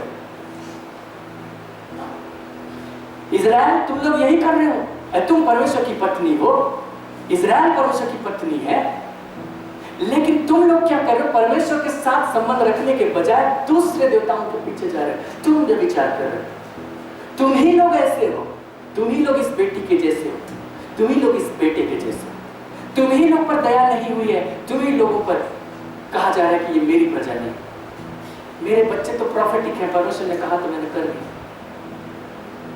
उसके बच्चे ऐसे हुए। भविष्यवक्ता होने का दर्द उसको उठाना पड़ा, भारी कीमत चुकानी पड़ी उसको। लेकिन बाद में परमेश्वर ने क्या कहा कि जो तुम्हारे बच्चे नहीं हैं उनको, अब जो मेरे बच्चे नहीं हैं, जो लोग मेरी प्रजा नहीं है, मैं ऐसा करूंगा कि एक दिन वे मेरे कहलाएंगे। आगे आप पढ़ करके देखिए पद 10 से, तो भी इजराइलियों की गिनती समुद्र की बालू की सी हो जाएगी जिनका मापना गिनना अनहोना है। और जिस स्थान में उनसे कहा गया था तुम मेरी प्रजा नहीं हो, तुम लोअम्मी हो, उस स्थान पर वे जीवित परमेश्वर के पुत्र कहलाए। जिस स्थान पर उनको लोअम्मी कहा गया था उसी स्थान पर वे अम्मी कहलाए। अम्मी का अर्थ होता है मेरी प्रजा। पद 11, तब यहूदी और इजरायली दोनों इकट्ठे हो अपना एक प्रधान ठहराकर देश से चले आएंगे, क्योंकि इजराइल का दिन प्रसिद्ध होगा। इजराइल जो है जिसका अर्थ परमेश्वर तितर बितर करेगा, बोएगा। इजराइल होशे के पहले बेटे का नाम। इसलिए तुम लोग अपने भाइयों से अम्मी और अपनी बहनों से रुहामा करो। अम्मी अर्थात मेरी प्रजा, रुहामा अर्थात जिस पर दया हुई। लोरुहामा से रुहामा, लोअम्मी से अम्मी। परमेश्वर फिर से उनको अपनाएगा, वहां पर पहुंचा है। लेकिन ये जो चीज है, ये जो दर्द है परमेश्वर के मन में, इसको प्रकट करने के लिए परमेश्वर ने एक भविष्यवक्ता चुना कि होशे तुम पूरे दर्द के साथ ये भविष्यवाणी नहीं कर सकते हो जब तक तुम उस दर्द से न गुजर जाओ। मैं इजराइल को कैसी दृष्टि से देखता हूं तुम नहीं समझते, लेकिन तुम करके देखो, तुमको समझ में आएगा और तुम उसी दर्द से भविष्यवाणी करोगे। लेकिन मैं इजराइल को वापस बुलाऊंगा अपने पास, मैं इकट्ठी करूंगा उसको। अभी तो व्यभिचारिणी के जैसे मुझसे भाग रही है, देवताओं के पीछे जा रही है, देवताओं के पीछे जा रही है। अब मैं सोचता था कि देवताओं के पीछे क्यों जाते थे इजराइल के लोग।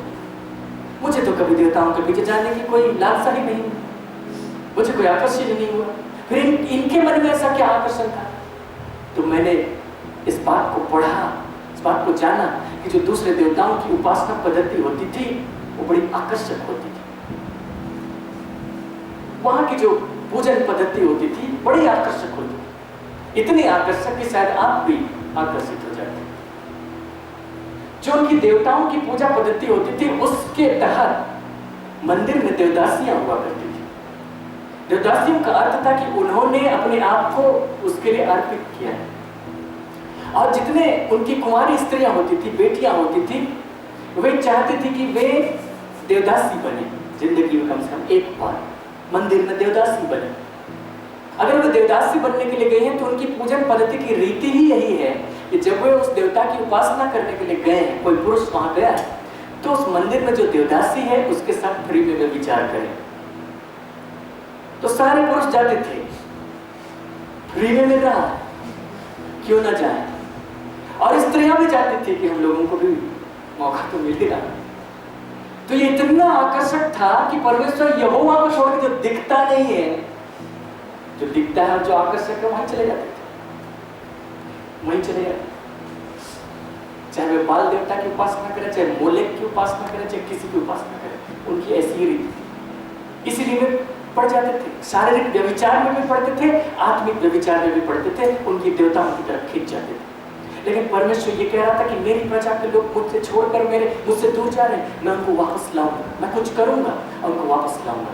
और जो वापस लाने की जो प्रतिज्ञा है वो किस प्रकार से है, देखिए पद 14 से, दूसरे अध्याय पद 14 से परमेश्वर क्या करने वाला था। इसलिए देखो, मैं उसे मोहित करके जंगल में ले जाऊंगा।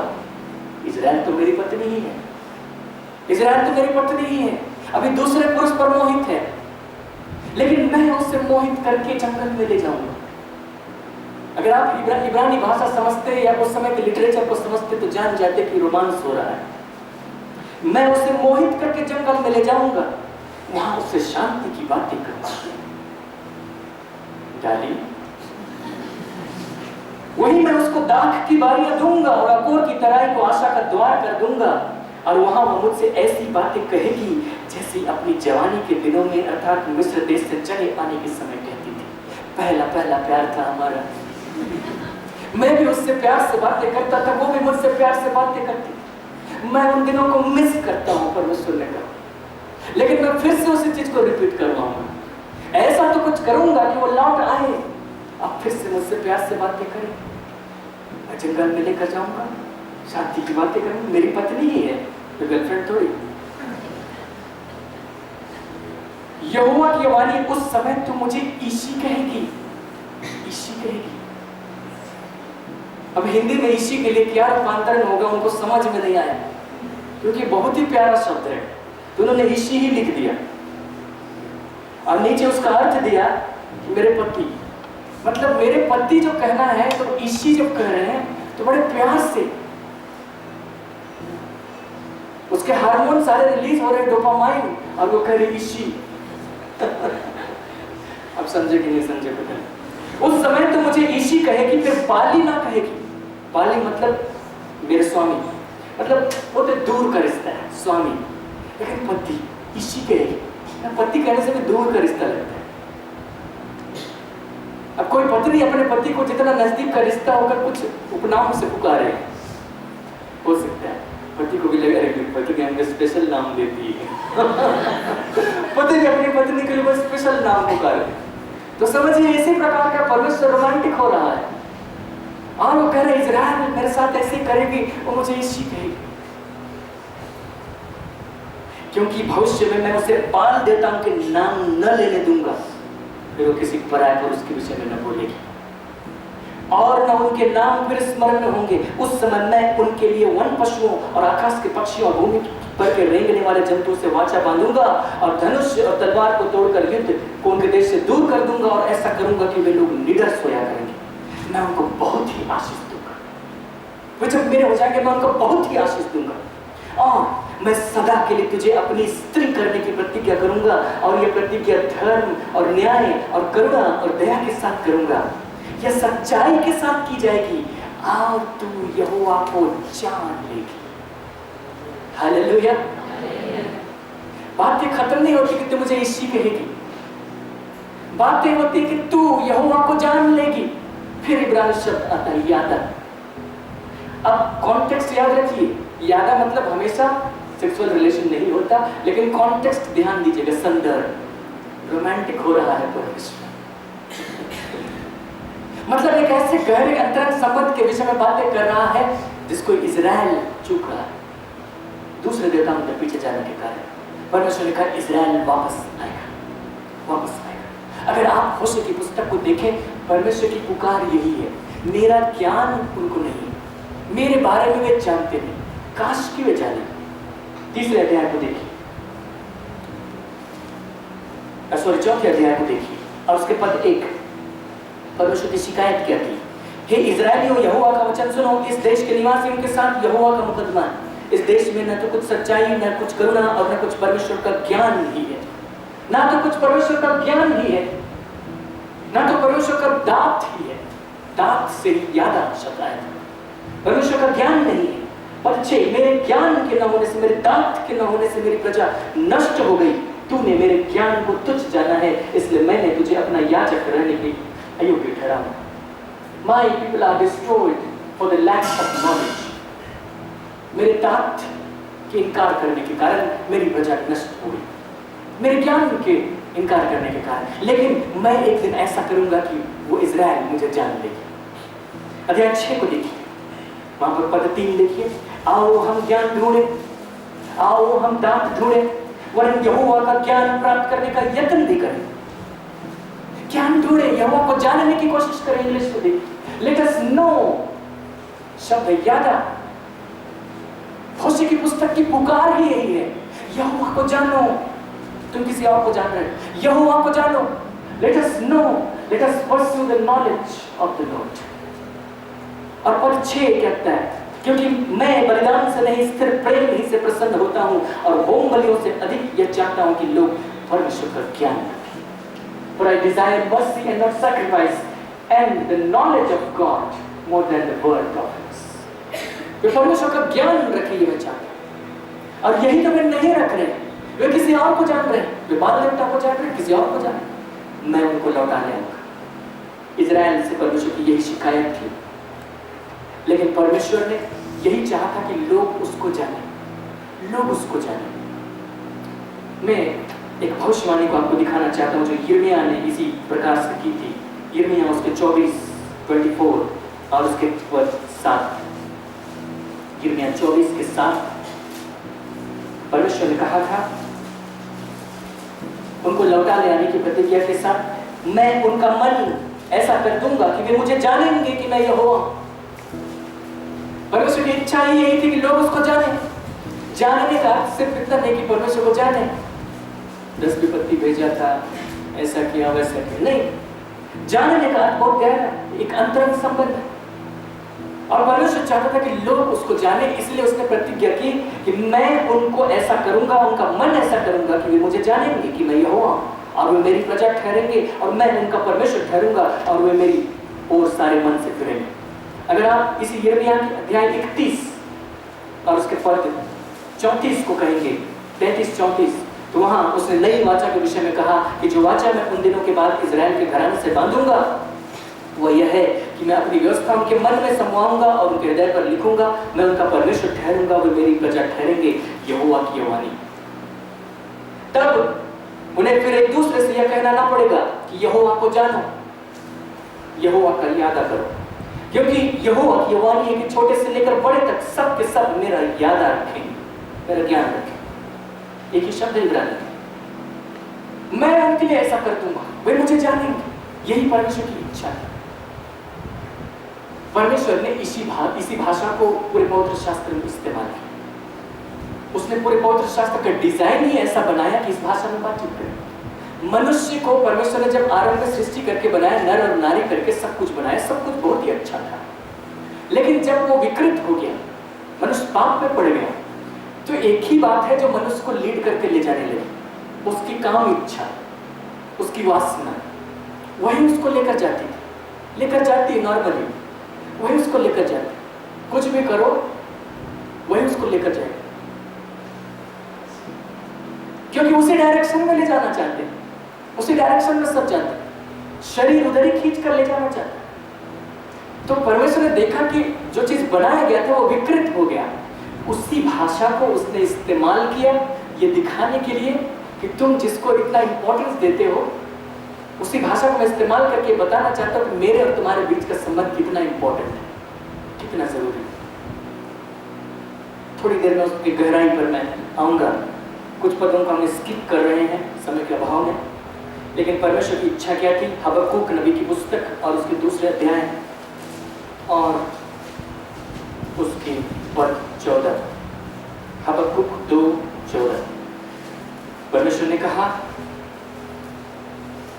क्योंकि पृथ्वी यहोवा की महिमा के ज्ञान से ऐसी भर जाएगी जैसे समुद्र जल से भर जाता है।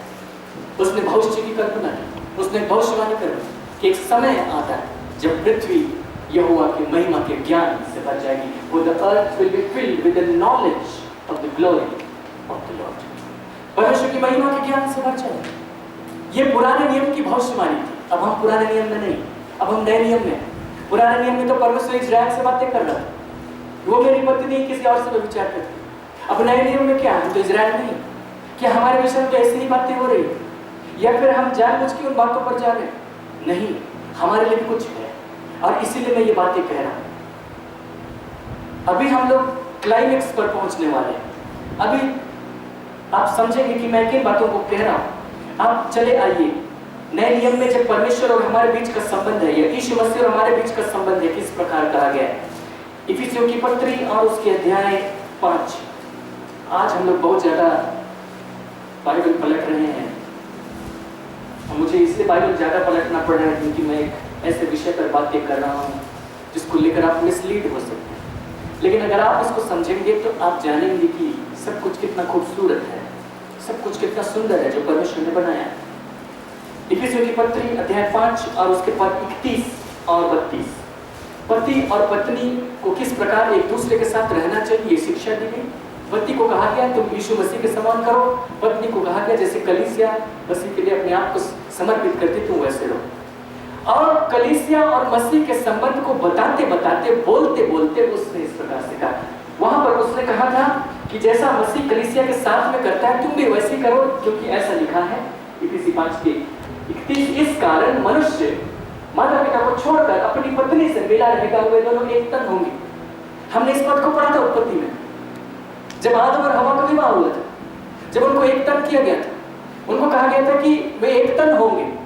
और यही वचन कहा जा रहा है जब मसीह और कलीसिया की बात हो रही, वहां कहा जा रहा है मनुष्य अपने माता पिता को छोड़कर अपनी पत्नी से मिला रहेगा और वे दोनों एक तन होंगे। पद 32, यह भेद तो बड़ा है पर मैं यहाँ मसीह और कलीसिया के विषय में कहता हूँ। पिछली बार में मैंने कहा था कि एक तन होने में बहुत सारी बातें हैं, लेकिन इंक्लूडिंग सेक्स। और उसने कहा कि ये बात मैं मसीह और कलीसिया के विषय में कहता हूँ कि कलीसिया और मसीह के बीच का जो संबंध है ये भी वैसा ही अंतरंग संबंध है।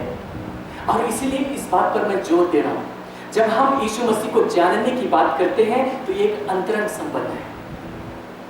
अब मैंने इस बात को कह दिया कि वो पवित्र आत्मा है, पवित्र आत्मा के द्वारा हम उसको जानते हैं। अब एक कंफ्यूजन हो सकता है। अब कोई ये कह सकता है कि क्या हम आत्मिक रूप से परमेश्वर के साथ में सेक्स करते हैं?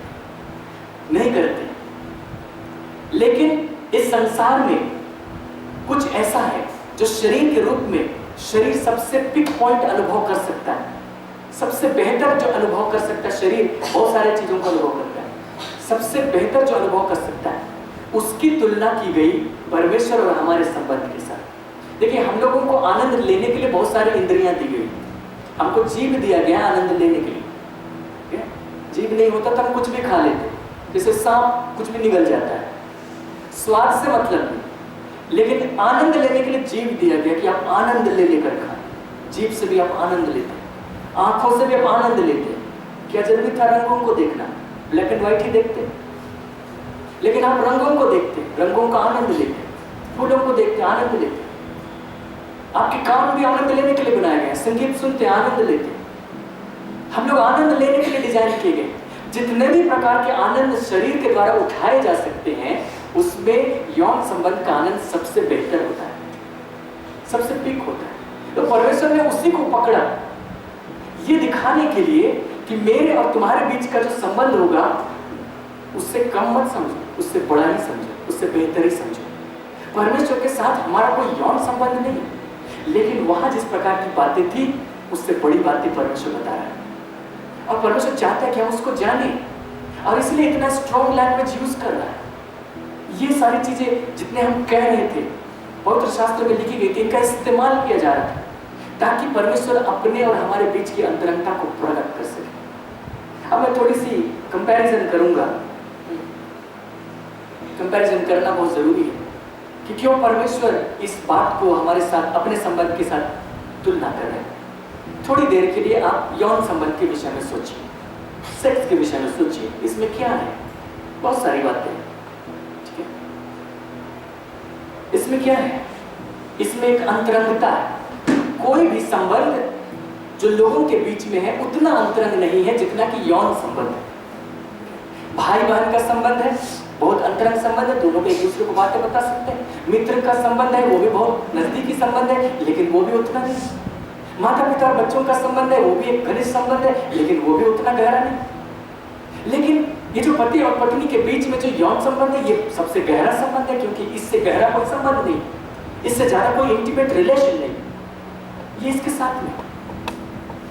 साथ में एक आनंद है। आनंद नहीं होता तो लोग इसके पीछे क्यों पड़ते? इसमें एक आनंद है, और सिर्फ आनंद ही नहीं, इसमें जीवन भी है। इसमें जीवन भी है, इसमें सृष्टि करने की सामर्थ्य भी है, क्योंकि उसके फलस्वरूप एक संतान उत्पन्न हो सकता है। उसमें सृष्टि करने की सामर्थ्य, जीवन है। उसमें एक प्रकार की दीवानगी है। ऐसा नहीं होगा कि अगर आपको एक बार आपने सेक्स कर लिया तो आप दोबारा ये कहेंगे कि अरे एक बार तो हो गया, तो खत्म, finish, I am satisfied, I do not need again, मुझे जरूरत नहीं है, एक बार तो हो गया। आपके साथ ऐसा नहीं होगा, आपको बार बार उसकी जरूरत होगी। ऐसा नहीं होगा कि आप कहेंगे कि हो गया, काम खत्म। यह हवाई जहाज में बैठने जैसा नहीं है कि जब तक आप बैठे नहीं है तो आपको लगता है कि काश कि एक बार बैठे होते।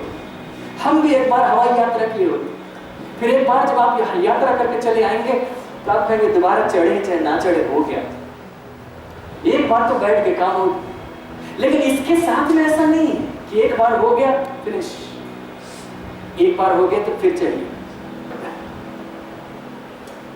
इसमें प्रेम है, प्रॉपरली अगर सही जिस तरह से परमेश्वर ने इसको डिजाइन किया उसमें देखा जाए, इसमें प्रेम है। वो प्रेम वहां पर, तो एक ही चीज में ये सारी चीजें कन्वर्ज कर रही, मिल रही। वहां अंतरंगता है, वहां पर आनंद है, वहां पर प्रेम है, वहां पर दीवानगी है, वहां पर जीवन है, सृष्टि की सामर्थ्य है। सब कुछ एक चीज में कन्वर्ज हो रहा है। अब मैं आपको बताऊं कि परमेश्वर को जानने में भी ऐसा ही है। हालेलुया। लेकिन उससे बेहतर है, उससे कहीं बड़ा है। अगर आप उसको जान जाए तो दुनिया के सारे आनंद आपके सामने फीके हो जाए। जब तक आप उसको नहीं जानते हैं तो यही आनंद मनुष्य के लिए सबसे सर्वोत्तम आनंद होता है। इसी के पीछे जाते हैं, परीक्षाओं में पढ़ते हैं, उल्टे पुल्टे काम करते हैं, गड़बड़ाते हैं, फंस जाते हैं। लेकिन अगर आप अपने शरीर में इस इच्छा को अनुभव करते हैं तो इतना जानिए कि ये इच्छा कहीं इशारा करती है, परमेश्वर की ओर इशारा करती है। हमारे और परमेश्वर के संबंध गहरे संबंध की ओर इशारा करती है। इतना गहरा संबंध जिसको कहा जाए कि हम परमेश्वर को जाने, परमेश्वर हमें जाने। मैं इसकी तुलना करके आपको दिखाना चाहता हूँ। होशे की पुस्तक में हमने पढ़ा कि परमेश्वर ने उसको कहा मैं उसको जंगल में लेकर जाऊंगा, शांति की बातें कहूंगा, वो मुझे ऋषि कहेगी, मैं उसे आशीष दूंगा और तू यहोवा को जान लेगी। एक इंटीमेसी होगी, एक अंतरंगता होगी, एक करीबी होगी, एक क्लोजनेस होगी। ऐसा क्लोजनेस जैसा पहले कभी नहीं था। उस जानने में एक इंटीमेसी है, एक क्लोजनेस है। परमेश्वर की ओर से भविष्यवाणी थी इजराइल के साथ ऐसा होगा। इजराइल अभी तक उस स्थिति में नहीं आया। उस स्थिति का लाभ वे लोग उठाते हैं जो नई वाचा के सदस्य हैं। हम लोग नई वाचा के हैं। जो वाचा वहां बांधने वाला था परमेश्वर, उसके तहत वे लोग परमेश्वर को जान लेने वाले थे। यिर्मयाह की पुस्तक में हमने पढ़ा था। अभी ही वो वाचा है, इब्रानी 8वें अध्याय में लिखा गया 10-11 उसमें लिखा गया। अभी ही वो वाचा है कि हम यहोवा को जान लें। उस जानने में एक अंतरंगता है। हम उसको ऐसे जानते हैं कि हमारे और परमेश्वर के बीच में और कोई नहीं, कोई दूरी नहीं। वहां पर इतने करीब हम हैं कि वहां और कोई दूसरी बात नहीं, कोई दूसरा मनुष्य नहीं, कोई दूसरा विचार नहीं, कोई शैतान नहीं, कुछ नहीं, कोई डिस्टर्ब करने वाली बात। इतना करीबी संबंध। उसने कहा यह भेद तो बड़ा है, परंतु मैं मसीह और कलीसिया के बीच की बात कहता हूं कि मसीह और कलीसिया के बीच का संबंध इतना गहरा हो जाए कि वहां कोई और डिस्टर्बेंस न हो। मसीह ने तो हमें अपना भाई कहा, लेकिन भाई कहने से भी उतनी इंटीमेसी नहीं है, उतनी अंतरंगता नहीं है जितनी इस बात में। और उसने कहा कि यही अंतरंगता परमेश्वर चाहता है कि मसीह के साथ रहे। हम भीतर से इतने जुड़े हुए हैं आत्मा में, वहां पर कोई आत्मिक सेक्स नहीं हो रहा, बस हम जुड़े हैं उसके साथ, आत्मा से आत्मा में। उस दिन तुम जानोगे कि मैं तुझ में और तुम मुझ में। हालेलुया। इतना गहरा, इतना करीबी रिश्ता वो हमारे साथ में बनाना चाहता है। जानने शब्द से उसने इसको दिखाया। मैंने कहा कि इस यौन संबंध में आनंद है और परमेश्वर को जानने में भी है। भजन संहिता की पुस्तक अध्याय 16 और उसके पद 11 को दिखाइए कि तू मुझे जीवन का रास्ता दिखाएगा, तेरे निकट आनंद की भरपूरी। तू मुझे जीवन का रास्ता दिखाएगा। दिखाएगा के लिए जो इब्रानी शब्द है वो है यादा। ठीक है, दिखाएगा के लिए जो इब्रानी शब्द है वो है यादा, मतलब तू मुझे जीवन के रास्ते का ज्ञान देगा। अब परमेश्वर दिखाएगा का क्या मतलब है? मुझे ज्ञान देगा, मुझे पता चलेगा। ऐसे थोड़ी दिखाएगा ए उधर देखो। तू मुझे जीवन के रास्ते का ज्ञान दिलाएगा, तू मुझे जीवन के रास्ते का पता बताएगा, तू ज्ञान दिलाएगा, तो उसकी जानकारी मुझे देगा, याद कराएगा, तेरे निकट आनंद की भरपूरी। जो जीवन का रास्ता है परमेश्वर उसका मुझे ज्ञान देगा, और जब उसका ज्ञान देगा तो क्या होगा? उसका यादा मुझे कराएगा तो क्या होगा? उसी रास्ते में तो मैं चलूंगा, उसी रास्ते में तो परमेश्वर की उपस्थिति है, उसी रास्ते में तो परमेश्वर की भरपूरी, और वहीं पर तो आनंद है। तेरे दाहिने हाथ में सुख सर्वदा बना रहता है। उस यादा के साथ में आनंद जुड़ा हुआ है।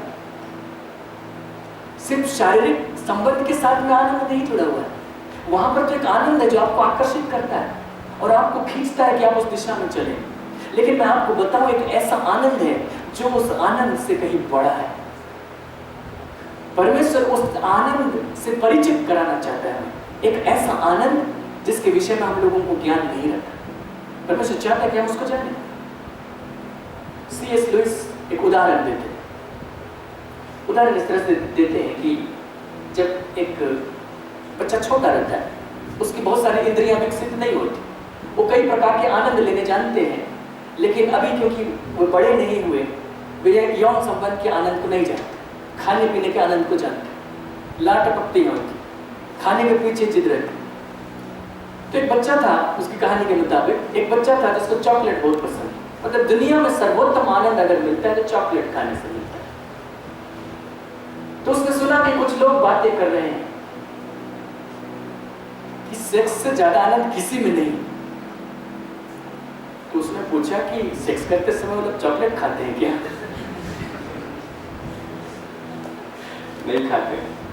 तो उसको समझ में, तो उसने इस बात को बताना चाहा कि हमारे साथ में भी यही रहता है कि इससे बड़ा आनंद क्या होगा, सेक्सुअल रिलेशन से बड़ा आनंद क्या होगा।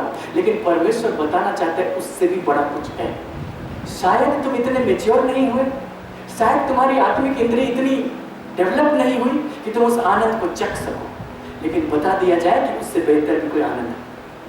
जैसे उस बच्चे को बता दिया जाए कि चॉकलेट से भी बड़ा कुछ आनंद होता है। तो हमारे लिए, आपके लिए इस बात को समझिए, ये दुनिया में सबसे बड़ा आनंद यही नहीं है, इससे बड़ा आनंद कुछ है जो परमेश्वर हमारे लिए उपलब्ध कराना चाहता है। और नहीं तो सोचिए, स्वर्ग में हम सब चीज मिस करेंगे। उसने कहा जी उठने पर वे स्वर्गदूतों के समान होंगे, विवाह में एक दूसरे को नहीं दिए जाएंगे। तुम बड़े अभागे होंगे, जिनका विवाह होगा कम से कम वो लोग तो आनंद करते हैं, हम लोग तो बेचारे हो गए। फिर तो उनको ज्यादा आनंद, हमको तो नहीं। और अगर हमारे भारत के हिसाब से यहाँ जो कहानियां हैं, पौराणिक कहानियां, उसके हिसाब से होती तो उनका स्वर्ग ज्यादा अच्छा था। कम से कम स्वर्ग में अप्सराएं होती। या फिर जो मुस्लिम होते हैं उनका स्वर्ग ज्यादा अच्छा होता, क्योंकि उनको 72 हूर की परियां मिलती।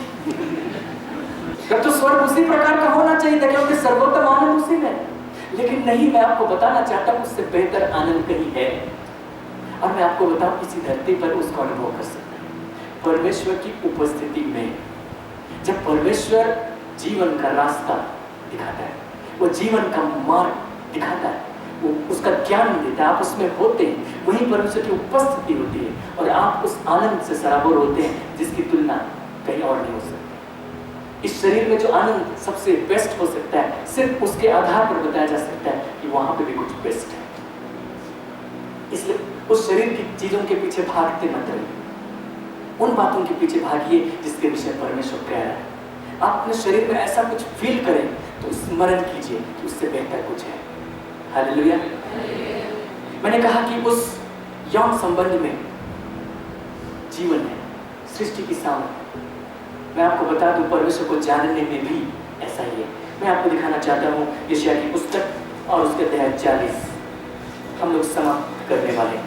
यशायाह की पुस्तक और उसके 40वें अध्याय और उसके पद 28 से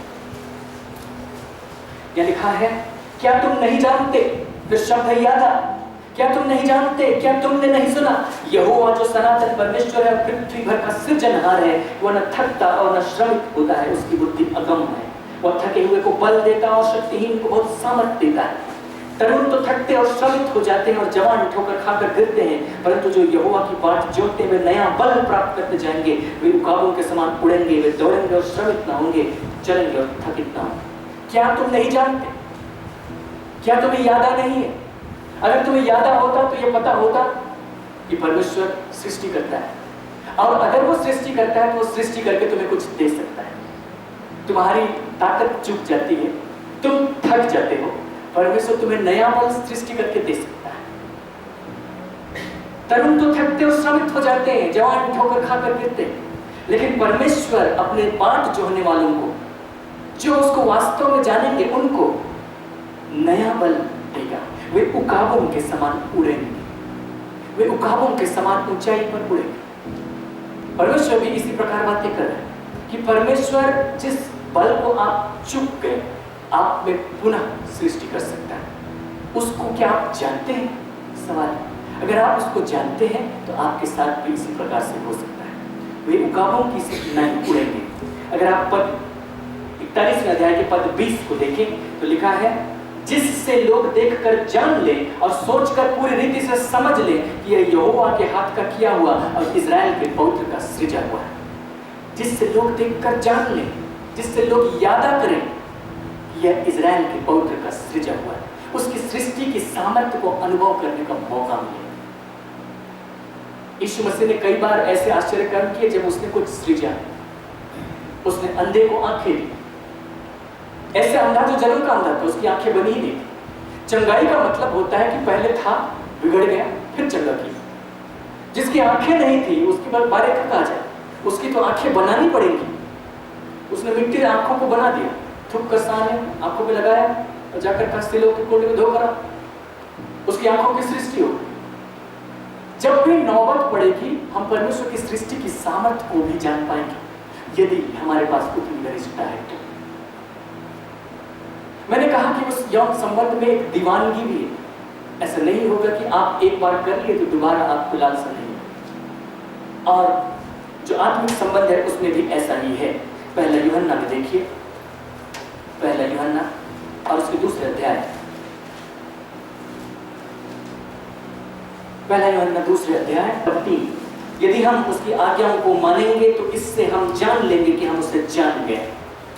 नए नियम में गिनोस को शब्द आ जाता है, यदि हम उसकी आज्ञाओं को मानेंगे तो इससे हम जान लेंगे कि हम उसे जान गए। हम कैसे जान लेंगे कि हम उसे जान गए? कैसे हमको पता चलेगा कि हम परमेश्वर को जान गए हैं? हम परमेश्वर को जानने के बारे में बात करें, कैसे पता चलेगा कि हम परमेश्वर को जान गए हैं? इससे कि हम देखेंगे कि हम उसकी आज्ञाओं को मान रहे हैं। ठीक है, मतलब हम अपने आप को ऑब्जर्व करेंगे और देखेंगे कि हम उसकी आज्ञाओं को मान रहे हैं। अरे वाह, पहले तो ऐसा नहीं था, अब तो हो रहा है। इससे हमको पता चल जाएगा कि हम परमेश्वर को जान रहे हैं। लेकिन जो उसकी आज्ञाओं का पालन करना है वो कहां से शुरू हो रहा है? परमेश्वर को जानने से शुरू हो रहा है। ऐसे समझिए, परमेश्वर को जानेंगे तो आज्ञाओं का पालन करेंगे, ऑटोमेटिक उसका बाई प्रोडक्ट होगा, उसका परिणाम होगा। परमेश्वर को जानेंगे तो परिणाम होगा कि हम उसकी आज्ञाओं को मानेंगे। और इसको ऑब्जर्व करके हमको पता चल जाएगा कि हम वास्तव में परमेश्वर को जाने। ठीक है, जब आप सायरन की आवाज सुनेंगे तो आप जान लेंगे कि एम्बुलेंस आ रही है। ठीक है, तो सायरन की आवाज सुनेंगे तो जान लेंगे कि एम्बुलेंस आ रही है। तो सायरन की आवाज आने के लिए पहले एम्बुलेंस को आना पड़ेगा। ठीक है, एम्बुलेंस पहुंचेगी और सायरन देगी तब तो आप आवाज सुनेंगे। तो जो आज्ञा पालन है वो आप कब ऑब्जर्व कर पाएंगे? उसके पहले कुछ तो होना चाहिए, सायरन के पहले एम्बुलेंस तो आना चाहिए। तो जब हम परमेश्वर को जानेंगे तो सायरन जैसे एम्बुलेंस का बाय प्रोडक्ट है, तो उसके परिणाम स्वरूप सायरन बजाते हैं तो एम्बुलेंस जाते हैं तो बजाते हैं। इसी प्रकार परमेश्वर को जानने में आप स्वतः ही उसकी आज्ञा का पालन करने लगे। आपके साथ ऐसा नहीं होगा कि परमेश्वर के साथ चल रहे थे, अच्छा लगा, फिर बोर हो गए, फिर चले गए। नहीं, आपकी दीवानगी परमेश्वर के प्रति बनी रहेगी, आपकी लालसा परमेश्वर के प्रति बनी रहेगी। अभी हमने ये किया, अभी हमने वो किया, हम करते चले जाएंगे जो कुछ उसने कहा है। ये हमारे लिए भारी नहीं होगा। जब एक व्यक्ति वासना की अधीनता में आ जाता है तो उसको फिर बोलना नहीं पड़ता कि तुम क्या करो और क्या ना करो, वो खुद ही करने लगता है। उसी प्रकार जब हम परमेश्वर को जानने के संबंध में रहते हैं तो हमको बाहर से बोलना नहीं पड़ता, हम दीवाने बनकर रहते हैं, हम वही करते हैं जो वो चाहता है, हम उसको खुश रखते हैं। इसी पहले यूहन्ना के अध्याय 3 उसके पद 6 को देखिए, यहाँ लिखा है, जो कोई उसमें बना रहता है वो पाप नहीं करता। जो कोई यीशु मसीह में बना रहता है वो पाप नहीं करता। जो कोई पाप करता है उसने न तो उसे देखा है और न उसको जाना। जो कोई पाप करता है उसने उसको नहीं जाना। इसका मतलब है यदि उसने उसको जाना होता तो उसने वो पाप नहीं करता। तो बेहतर है कि हम परमेश्वर को जान जाएं। अगर हम परमेश्वर को जानेंगे तो परमेश्वर के पीछे पड़े रहेंगे। परमेश्वर के पीछे पड़े रहेंगे तो संसार छूट जाएगा, शैतान छूट जाएगा, शरीर छूट जाएगा, पाप छूट जाएगा, सब छूट जाएगा। तो हमारा सारा प्रयास इसी बात में लग जाना चाहिए कि हम परमेश्वर को जाने। अब मैं बता दूं, परमेश्वर के बारे में जानने से ऐसा परिणाम नहीं निकलता है, परमेश्वर को जानने से ऐसा परिणाम निकलता है, क्योंकि हम उसके साथ एक होते हैं कि वह हम में और हम उसमें, और उसके परिणाम स्वरूप हम पापों से बचते हैं, लोग पापों से संघर्ष करते हैं। लेकिन आपको बता दें, संघर्ष करने की आपको जरूरत नहीं होगी। आप बस परमेश्वर को जानिए और आप फ्री रहिए, आप वही करेंगे जो परमेश्वर चाहता है। मैंने कहा था कि इस यौन संबंध में प्रेम है प्रॉपरली, जैसा परमेश्वर ने डिजाइन किया उसके मुताबिक। अगर हम पहला यूहन्ना उसके अध्याय 4 को देखें, उसके पद 7 और उसके पद 8, तो वहां लिखा, हे प्रियो, हम आपस में प्रेम रखें क्योंकि प्रेम परमेश्वर से है। जो कोई प्रेम रखता है, करता है, वह परमेश्वर से जन्मा है और परमेश्वर को जानता है। जो प्रेम नहीं रखता वह परमेश्वर को नहीं जानता, क्योंकि परमेश्वर प्रेम है। उसने कहा, जो प्रेम करता है वो परमेश्वर को जानता है, और जो प्रेम नहीं करता वो परमेश्वर को नहीं जानता। इसका मतलब है कि प्रेम की उत्पत्ति होती है परमेश्वर को जानने से। अगर हम परमेश्वर को जानते हैं तो प्रेम स्वतः ही उत्पन्न होगा। हमसे कहा गया कि तुम परमेश्वर से प्रेम रखो, अपनी समस्त शक्ति से प्रेम रखो, अपनी समस्त बुद्धि से प्रेम रखो, अपने सारे मन, सारे प्राण से प्रेम रखो। और प्रेम कहां पर उत्पन्न होगा? वो कैसे उत्पन्न होगा? जब हम उसके साथ एक घनिष्ठ संबंध रखेंगे, हम परमेश्वर को जानेंगे, प्रेम की उत्पत्ति होगी। क्योंकि हम प्रेम रखते हैं, इसका मतलब यह है कि हम परमेश्वर को जान रहे हैं। परमेश्वर को जान रहे हैं, उसका परिणाम ही प्रेम है, इसीलिए ऐसा कहा जा रहा है। और जो परमेश्वर को नहीं जानता वो प्रेम भी नहीं कर सकता है। तो परमेश्वर को जानने में प्रेम है, जिस प्रकार उस यौन संबंध में प्रेम है। उसी प्रकार मैंने आपको कहा कि उस यौन संबंध में जीवन है, उसमें एक संतान की उत्पत्ति हो सकती है। और मैं आपको बताऊं, परमेश्वर को जानने में भी जीवन है। यूहन्ना अध्याय 17 और उसके पद 3, यीशु मसीह ने प्रार्थना करते हुए कहा, अनंत जीवन यह है कि वे तुझ एकमात्र सच्चे परमेश्वर को और यीशु मसीह जिसे तूने भेजा है उसको जाने। अनंत जीवन यह है कि वे एकमात्र सच्चे परमेश्वर को, पिता को और यीशु मसीह को जाने, गिनोस को करें। उसको जानेंगे तो उसमें अनंत जीवन है। इसके विषय में हमने पहले चर्चाएं की। यहां पर जो संबंध था उसमें तो एक शारीरिक जीवन उत्पन्न हो सकता था, लेकिन वहां पर जो संबंध है उसमें तो अनंत जीवन है। वो एक ऐसा अनंत जीवन है जो प्रकट होने लगेगा, क्योंकि अनंत जीवन जानने में है। अनंत जीवन का अर्थ ये नहीं कि हम सर्वदा जिंदा रहते हैं। हमेशा जिंदा रहने वाले तो वे लोग भी होंगे जो नरक में होंगे, लेकिन पीड़ा भोगते हुए रहेंगे। लेकिन हमेशा जिंदा रहना ही अनंत जीवन नहीं है। अनंत जीवन का अर्थ है परमेश्वर को जानना। हम उसको थोड़ा सा जानना आरंभ करते हैं। अभी हम ये जानना आरंभ करते हैं कि उसने हमारे पापों को क्षमा किया, हम अपने अपराध बोध से मुक्त हो जाते हैं, हम फ्री हो जाते हैं। हमने उसको थोड़ा सा जाना, फिर हम उसको और थोड़ा जानते हैं, वो मुझसे प्रेम करता है, उसके प्रेम को जानते हैं। फिर हम उसको और थोड़ा जानते हैं, वो दयालु है, हम इसको जानते हैं। फिर हम थोड़ा उसको और थोड़ा जानते हैं कि वो सामर्थी है, हम इसको जानते हैं। फिर हम उसको और थोड़ा जानते हैं, जब चंगाई की जरूरत पड़ी हम चंगे हो गए, वो चंगा करता है, हम इसको जानते हैं। उसी प्रकार परमेश्वर के विषय में जो कुछ वहां लिखा गया था, हम अपने अनुभव से उसको जानने लगते हैं। हम अनंत जीवन को अनुभव करने लगते हैं। हमारा जो जीवन है, हमारा जो जानना है, वो इसी प्रकार का है। हालेलुया। और इसी प्रकार का जानना परमेश्वर चाहता है, व्यक्तिगत अनुभव के साथ में। हमारा जानना इस प्रकार से न हो कि हम सिर्फ शब्द में जानते हैं, जो कुछ उसके विषय में लिखा गया था हम उसको जानते हैं, हम उसके बारे में पढ़ रहे हैं, हम उसके बारे में सुन रहे हैं, हम उसके बारे में लिख रहे हैं, हम उसके बारे में बोल रहे हैं, हम विद्वान हो गए। सिर्फ इतनी सी बात नहीं, लेकिन उससे बड़ी बात, उससे गहरी बात, इतनी गहरी बात कि हम उसको व्यवहारिक रूप से अनुभव में जान रहे हैं। परमेश्वर इस बात को चाहता है। ये बात सिर्फ और सिर्फ पवित्र आत्मा के द्वारा संभव हो सकता है, जब हम पवित्र आत्मा के द्वारा परमेश्वर के साथ एक गहरे संबंध को रखें।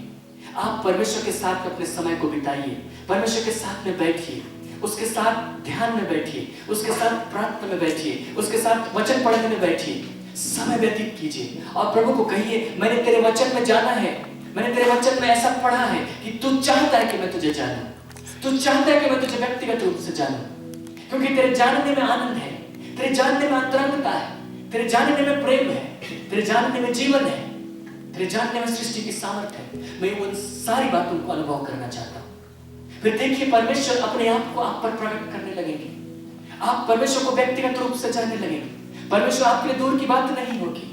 ऐसा नहीं होगा कि आप और परमेश्वर के बीच में किसी तीसरे व्यक्ति की जरूरत हो। आप और आपका परमेश्वर, आपका संबंध गहरा होता चला जाएगा, आपका जीवन अद्भुत होता चला जाएगा। आप देखेंगे सब कुछ बदल गया है। आप इस संसार को एक नए नजरिए से देखेंगे। आप ऐसे नजरिए से देखेंगे जैसे संसार ने कभी आपको नहीं दिखाया। आप उसको नए रूप में अनुभव करेंगे। परमेश्वर आपकी सहायता करे। हालेलुया। आइए हम लोग प्रार्थना करें। प्रेमी पिता, हम आपका धन्यवाद करते हैं। आप चाहते हैं कि हम आपके साथ में जुड़े और एक बहुत गहरे संबंध में जुड़े। इतना गहरा संबंध जो इस संसार में हम पति पत्नी के संबंध से समझते हैं, तो इतना अधिक हमसे प्रेम करता है, हमारे लिए जन्म रखता है। तू नहीं चाहता कि हम इस संसार में तुझसे दूर होकर कहीं रहें, किसी और व्यक्ति के साथ में इतने जुड़े रहें कि तेरे और हमारे बीच में एक दूरी हो, हमारे बीच में एक संबंध, एक गहरा संबंध, एक घनिष्ठ संबंध, ताकि हम तुझे जाने, व्यक्तिगत रूप से जाने। पिता, तू इसमें हमारी सहायता करना, हमारे ऊपर अनुग्रह कर। जो योजना तूने बनाई, जो भविष्यवाणी तूने पुराने नियम में की, कहा गया तू यहोवा को जान लेगी, वही बात हमारे जीवन में पूरी होने पाए। हम तुझे जान नहीं पाए, बहुत गहराई से जानने पाए, बहुत निकट से जानने पाए, और उस जानने के जितने परिणाम हैं हमारे जीवन में दिखाई देने पाए, इन सारे प्रयोग के जीवन में दिखाई देने पाए। पिता, हम में से प्रत्येक जन की सहायता कीजिए, प्रत्येक की सहायता कीजिए। और पिता, इसके निमित्त जो प्रयास करना है, तेरे साथ जो हमें समय देना है, उसके निमित्त हमारी मदद कीजिए। युक्ति और चतुराई के साथ में हम तेरे पीछे पड़े, तेरे साथ में बैठे और हम उस अंतरंगता को महसूस करें। यीशु मसीह के नाम में आमीन।